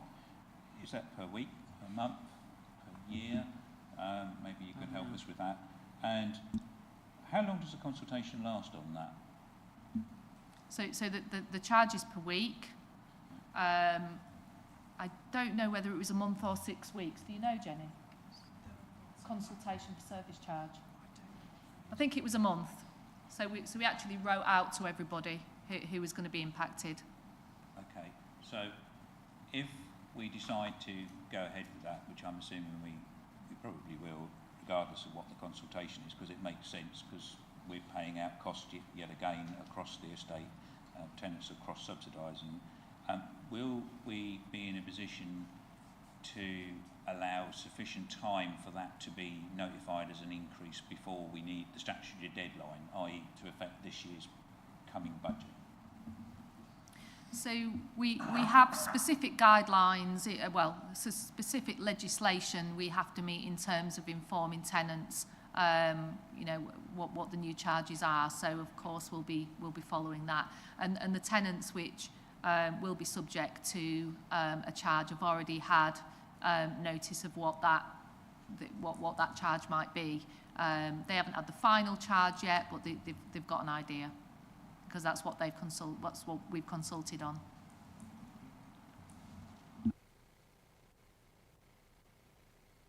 No further questions?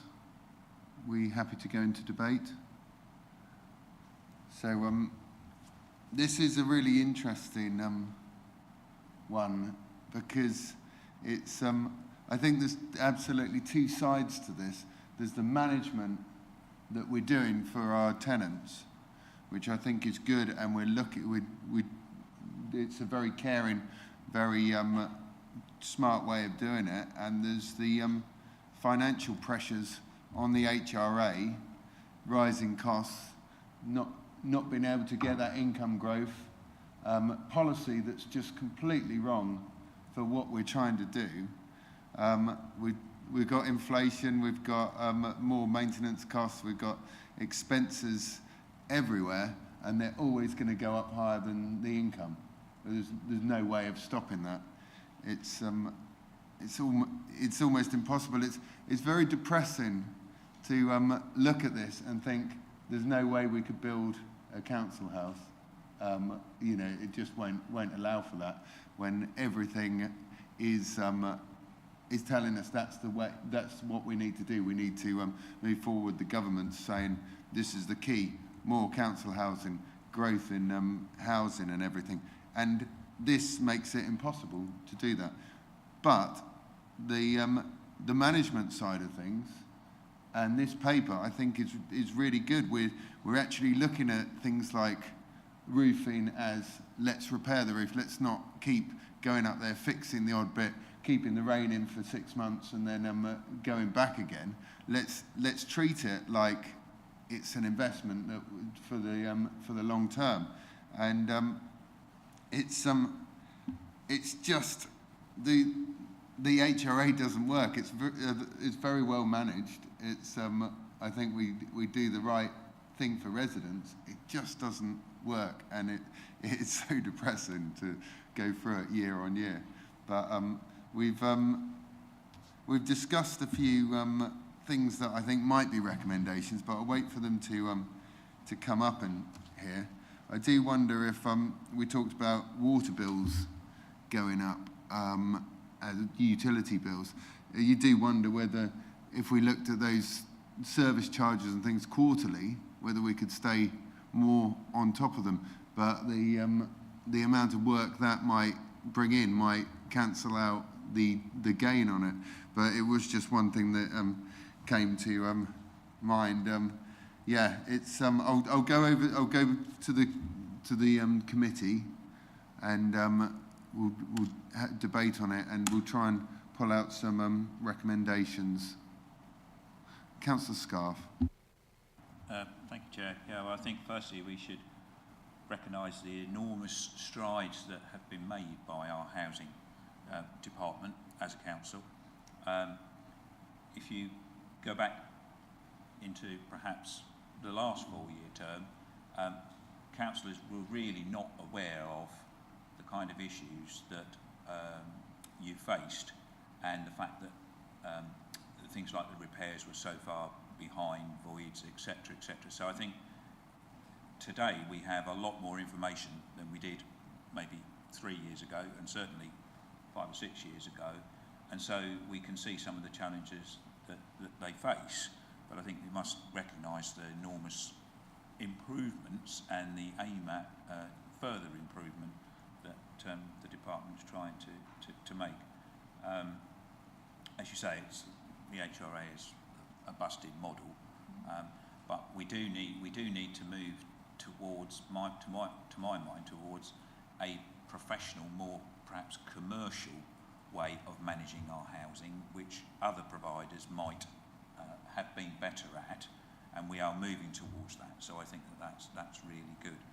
The one thing I think that horrifies me is the average cost of the void. How do we get to that stage when you're talking £20,000 to £30,000 per void? That's an enormous cost. I have to declare my wife is actually a property landlord in her own right, and I can see where it comes if you're doing a complete new bathroom and a complete new kitchen, but when you're not even considering things like that within the void cost, that's enormous. Thank goodness we don't have that number of voids. Let's hope the voids goes down as low as possible, because that cost is just absolutely astonishing. I think the one thing it does lead to, though, in terms of whether we can consider a recommendation, is how often do we actually get to take a look around the properties? How often do we look and inspect the properties? Because I think that is a really serious issue. We've got an issue there which we just do not know what the problem is until they become a void, and then we can actually look at them. And I think from a more proactive point of view, if there's anything we can do more proactively to aid the tenant and to be aware of what's going on in our properties, I think that's something that we should be looking at. Yeah, I must admit, I wrote down on my piece of paper when there was that number, 33,000 or whatever for a void inspection, ? Because in the private sector, you would inspect if you had any doubts or anything, and a lot of the time, if you don't have doubts, you'd still inspect the property, in a certain amount of, in a certain time span. But I'll go on to Councillor Patchett. No, thank you, Chair. I mean, a lot of this, do you spend the money socially to make the social aspect better, or do you try and save money financially, is almost like a left-right argument. It's where you're the core of your political party, whether it leans left or leans right. Do you want to help people or save money? So I guess, like me personally, I certainly definitely I lean more to the right of things, and I always look for financial solutions. I think one of the maybe a potential recommendation is kind of what I mentioned earlier about the fixed term contracts, that actually if we did have fixed term contracts, it could be a mechanism to solving a few problems. If with the void, certainly, if you're not getting access to a property because someone is just renting it indefinitely and you don't get much chance to go in there and do your mandatory inspections and things, well, actually, if there is a break in the contract at a certain point in time, you have then got that opportunity to inspect a property at that point in time. And also, if it's a relet or a renegotiation of the contract or a new contract drawn, that is also a time when you can add the tolerance, and then maybe you can bring some properties that are below the social rent. It's your opportunity to do a quick boost of 5%. So, and also if you've got problem tenants, like, not getting specifics, but we know there was a house burnt down somewhere, and it was also known that those tenants perhaps weren't the greatest of tenants and had been causing some problems with antisocial behaviour. And actually a fixed term contract at a point in time, you could have solved quite a few problems, and would that property have actually burnt down if you had highlighted that that was a problem tenant and you weren't going to renew their tenancy. So I think there are, I know we don't want to make anyone homeless as an authority, but you've also got a responsibility to get best sort of value for money and solve antisocial behaviour problems. So I think a fixed term contract it's not the silver bullet, but it's a tool you can have to actually solve some of our problems. So, I mean, I think it would be a good idea. I don't know what other members think about it. I think also everything you're talking about there is common and acceptable in the private sector. There's nothing there that isn't something that is just totally accepted everywhere else. So I do understand it's not quite as nice for the tenants, but it is something that's used and a part of the private sector. So would anyone else like to talk in debate? Councillor Rowe. Just come back on that, and look, I don't think that fixed term contracts would suit us because of, as was pointed out, because we have a responsibility to people who become homeless, and a point when people become homeless, I was speaking to someone who had moved into a council house yesterday or the day before, and it was because they had been served notice, and it's points like fixed term contracts where that then doesn't get renewed because the priorities of the landlord changes or something, and then they end up becoming like they're needing to rely on us. What happens in the private sector is partly why we're in the situation, why we provide service we do. There's also kind of elements of supporting people's mental health where they will have had kind of bad situations, and if they're already kind of not in the greatest place with their mental health, then it just adds in more stress when we might have other ways to deal with situations. Because we forgotten what we heard at a meeting the other month about where we'd gone to the courts and managed to get a problem tenant out who was where there was quite serious antisocial behaviour. So I wouldn't go for the kind of fixed term tenancy approach because I don't think it's really suitable or particularly helpful for given the needs we know for our tenants. But that doesn't mean that there might not be a way of, if people would find it helpful, because I know some people with the inspections and regular inspections, and I don't know whether we do this already at any points, but I know people who've, because they know what their behaviour is like, having someone come in and kind of basically having to kind of make sure their house is, where they're living is fit for someone to come in and have a look around, and that helps them keep on top of stuff. So there's some people who might find that as a helpful kind of support and reduce some of the void costs. So we could maybe look at that if we're not doing that already. I think we've got to be careful because we're sort of rumbling on the cat's eyes of the edge of the report, what we're looking at. But I think, to be honest, I think if you gave the residents first priority for the next contract, but they could also go on to the Gateway to Home Choice and maybe find something that fits their needs better, if they wanted to, it might be quite useful to them. Things change in the terms of family move to different places, and people need more or less space. But I think we are just on the edge. But would anyone else like to talk in debate? Councillor Manson. Well, I mean, on the subject of a fixed-term contract, I do remember having I think we might have had some debate about it when we first had the option of bringing them in as a council. And I don't know what the answer is, because I think, some of what James has said is right. It is standard practice in the, in the market market rental, not in a social housing rental thing.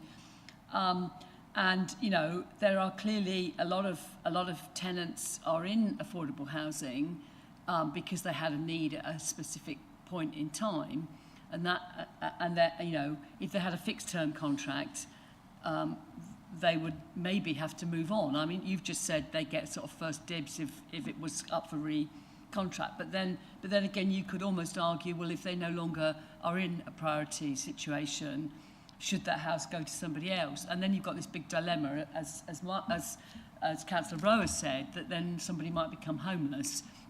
But I don't know if there's a sort of flexible way we could perhaps look at that in some situations. But then, how would you determine which one would get a fixed term contract and which one would get a lifetime tenancy?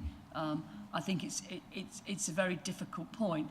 But the concept of having annual inspections, I must admit, I sort of assumed you'd do that anyway. So I'm quite shocked if we're not doing an annual inspection, because surely you do need to know the state of your stock. So that there must be a way that the state of the property can be inspected on a regular basis, so that should it come up to be a void, you are aware that it needs a new bathroom or it needs its windows redone or whatever. I would have expected that to be done anyway, but and I think it's great. I think that our officers have got a great aspiration on reducing voids, and I really hope that it's going to happen this time, because, as I said, it's been rumbling on ever since I became a councillor about trying to get into a property that becomes vacant as soon as possible, so the work's done, and perhaps get it started before they've actually left or whatever, as a way of reducing voids. And I'm hoping that this outsourced company are going to improve our void numbers. But I don't know what to put as a recommendation, but I'm sorry, I'm just rabbiting on, so I'll shut up. I think the Director of Housing would like to come back and just give us a bit of clarity on the inspection side of things. Thank you. Yes. So just to give you some information as to what the plans are. So we do plan to introduce what we call a property MOT. We're not sure yet whether that'll be every 2 years or 3 years, where our tenancy team, housing management team, will be going in, and they'll be working in partnership with our surveyors to go in and inspect all properties.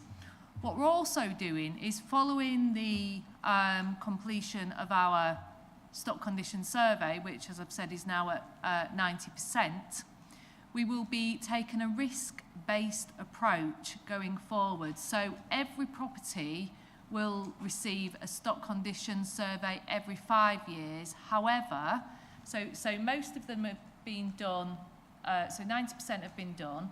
Those ones which are deemed as high risk because they don't meet decent homes at the moment, they've got lots of repairs, etc.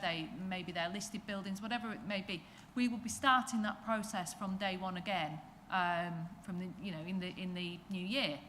So going forward, there's many opportunities to inspect properties, to check them, and to work with tenants as well. And the other thing, which is probably more telling, is we'll have more feet on the ground, and we'll be having more contact with parish councillors and other members. So to give you an example, if a member of staff is walking past a property and it's got an overgrown garden and it's full of rubbish, they'll be going back and reporting that. And we'll be trying to understand what's going on there. Do they need additional support? So the collaborative working is going to be significantly increasing. And what we'll have in the new way of working is we'll have a sort of a place-based approach. So we'll have a surveyor, an income officer, a housing officer, and hopefully we'll be able to work with Di Robinson's team as well, because they have locality officers, and we'll work more as teams, so we can pick up those issues at a much earlier stage. So I think that, although you will always get the odd one that slips through the net, the inspection of properties going forward shouldn't be a significant issue in terms of us trying to keep those properties to a good standard. Yeah, I'll come to you in a second. I just wanted to say that we are running quite late in this meeting. So, Councillor Patchett, if you do your debate, and if anybody really needs to put anything in or wants to come out with a recommendation to put, I want to get things to voting pretty soon. So, Councillor Patchett. I'll be less than a minute. Sorry, obviously I went off on a tirade about fixed-term contracts. Just want to say thank you to Deborah and Jenny for sort of producing the work that you've done, and the PowerPoints and everything. It's sort of, very clear. There's lots of good level of detail, but also sort of easy to understand. So I'd forgotten to say thank you for that, and obviously the wider team that have sort of grabbed the statistics and everything. And thanks for answering most of the questions that we asked in the September meeting as well. Thanks. Yes, I totally agree, and it's not much fun coming to scrutiny. You don't seem to mind it too much, but it's a difficult thing to do. But we do really appreciate everyone's time that they've put into this meeting, and all the really clear and straight answers that we get. It's really useful.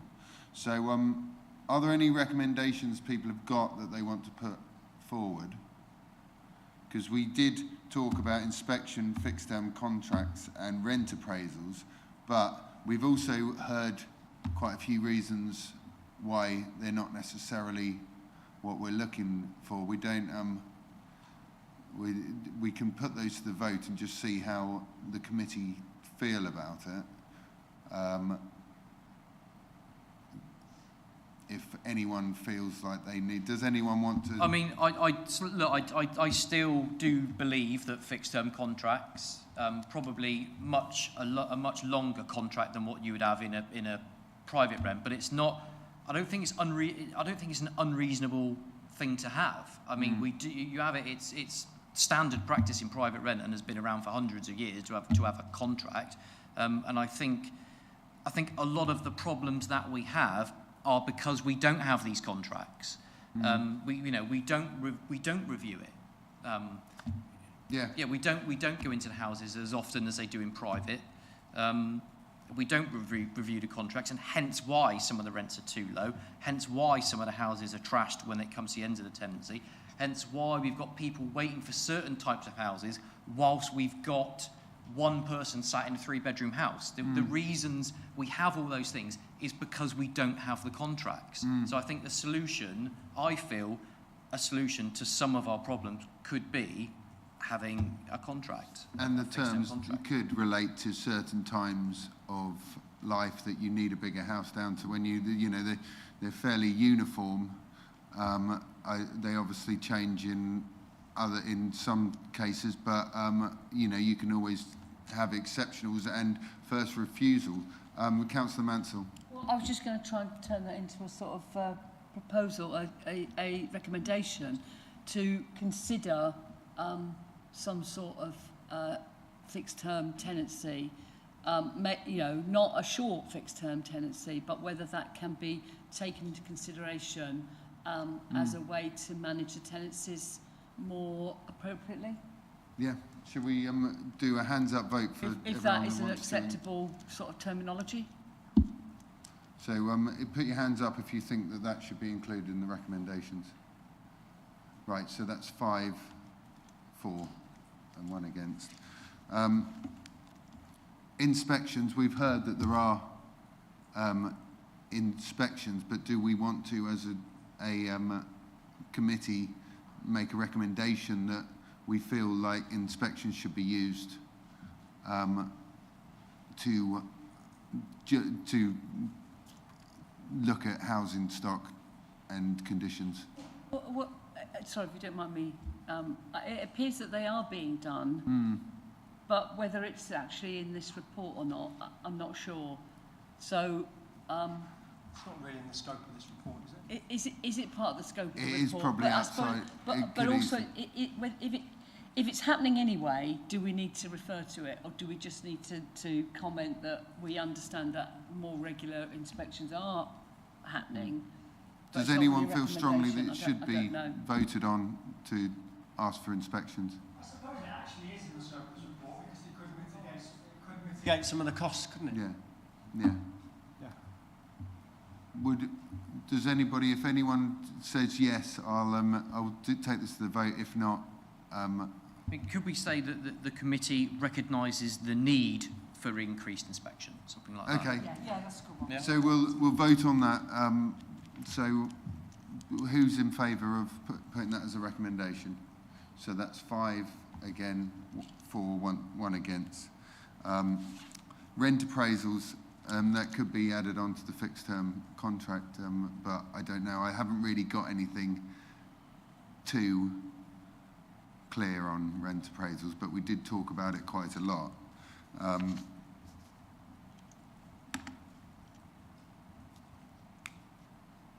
Should we just leave that one, and then we'll see what Alicia has as well. Have you picked up anything? Thank you, Chair. No, I just have the 3 recommendations. One's about noting, one's about inspection of properties, and one is about introducing fixed-term contracts. Yeah.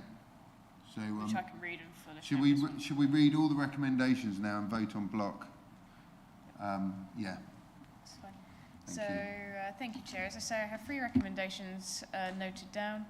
One is that Mid-Suffolk Overview and Scrutiny Committee notes the draft housing revenue account for 25-26 and the 30-year business plan. Recommendation 2 is that Mid-Suffolk Overview and Scrutiny Committee recognises the need for a more proactive approach to inspecting properties. And recommendation 3, that the Cabinet considers introducing fixed-term contracts for tenants as a means of managing tenancy agreements more appropriately. Thank you, Chair.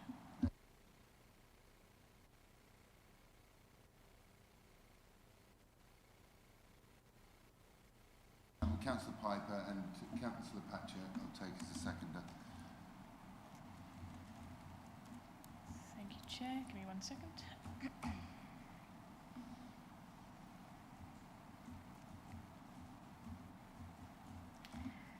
Thank you, Chair. Members, that vote is now in progress in ModGov.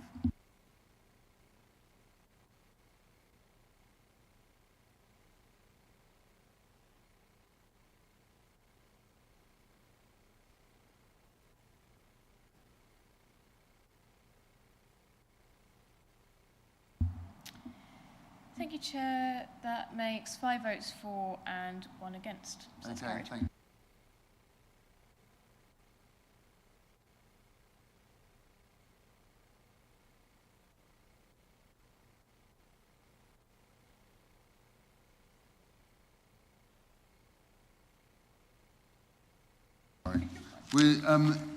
If any of the officers or cabinet members would like to leave now, you're very welcome to leave, as we've now got 3 more items to finish off, and I think we'll just thank you very much for your time today, and bid you a Merry Christmas if we don't see you again.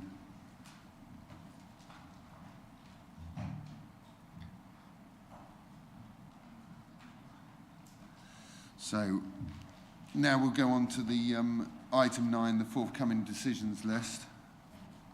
I'll just get that up on my computer.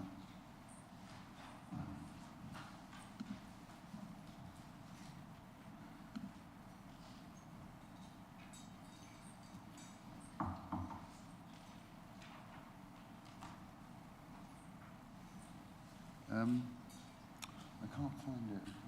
It's in as a link in the paper, so it's an actual. Oh, right. You just ask if there's any comments. Yeah, are there any comments on it? Forthcoming decision list, which is a link in the paper, which, yeah.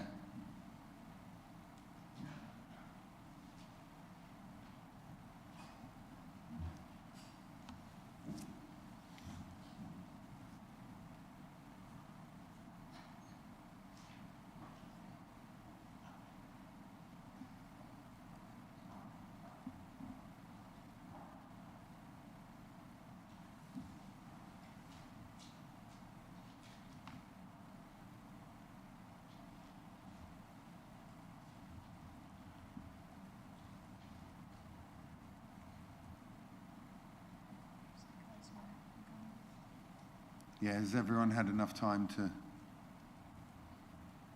go through? Do you want another? It's not. So it's something that we can deal with as well. We've got time to deal with it at a later date. I don't think there's anything there that's needs to be addressed right now. So, any comments? That's for noting. So we'll go on to the Mid-Suffolk Overview and Scrutiny Work Plan, which does change a little bit because when this report went out, we were still looking at doing waste services in February, and we're not. Waste services with simpler recycling and everything that's going on isn't in a position to give us a scrutiny meeting, which I think is perfectly understandable because there's so much change going on, and we've just had several briefings and you know, full council looking at it just in the last couple of months maybe. I think we've got to be careful that we hit this at the right time. So I think what we're going to try and do is get it on after a few of the moves have been made, after there's a bit more information coming down from government and where we know where we are. Yeah, I don't know, did we want to do something on that date? Councillor Patchett. Yeah, I think I spoke to you before about maybe we should bring locality budget and grants into scrutiny, because we've recommended that we should increase it, but we should also be willing to sort of scrutinise it as well at the same time. So I think it would tie in nicely if we put those both in on sort of one day. Shall we see if that's possible? Because we've obviously got the Christmas holiday and people, officers need to prepare for something, but it could easily be possible. Yeah, absolutely. Councillor Patchett, I have noted down your suggestion from previous committees and we can do something about that. Leave that with me to talk to the Director of Communities and the Corporate Manager for grants, and we'll see what we can bring forward. It might be difficult to slot that in for February, but if not, I'll get it March or April sort of time. April's free. So we'll get it done this year. Do you? No, I don't know. I will say that the plan is for the next chair's briefing between myself, chairs and the vice chairs, is that we're just going to review the rest of the work plan for the rest of the year, do a sort of 6-month check-in and make sure that we're filling up that work plan and doing all the topics that the committee deems necessary. So all the suggestions that have been raised so far this year we'll look to incorporate onto a work plan going forward. Yeah. So that's for noting as well if there's no comments, so we'll go on to the action tracker. Oh, sorry, Councillor Rowe. I was just wondering whether there's any sense of when the accessibility of written documents might kind of get onto the calendar. Of course, thanks for your question. That's a bit of a difficult one to answer, so I might give you some more information outside of a meeting if that's okay. I need to get an update myself really before I can update the committee. That's sort of been captured by corporate services who are running their own project, as far as I'm aware, on accessibility on a wider scale.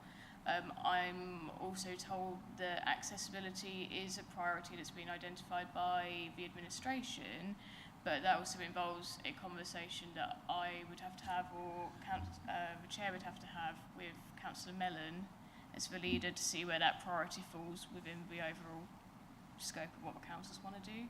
So it's a bit up in the air at the moment, but I will be picking that back up because I know that that's a priority of the committee to look into. So we'll do something on it. Not just sure at the moment how we'll feed into it. It's all about understanding what's going on already. But I'll gather some more information and I'll report back to everyone via email. Thank you. So, Councillor Manson. Sorry, as a non-regular member of Overview and Scrutiny, can you just clarify to me, when you talk about accessibility of written documents, are you talking about different formats or the accessibility of the language? Both, I think, are equally important.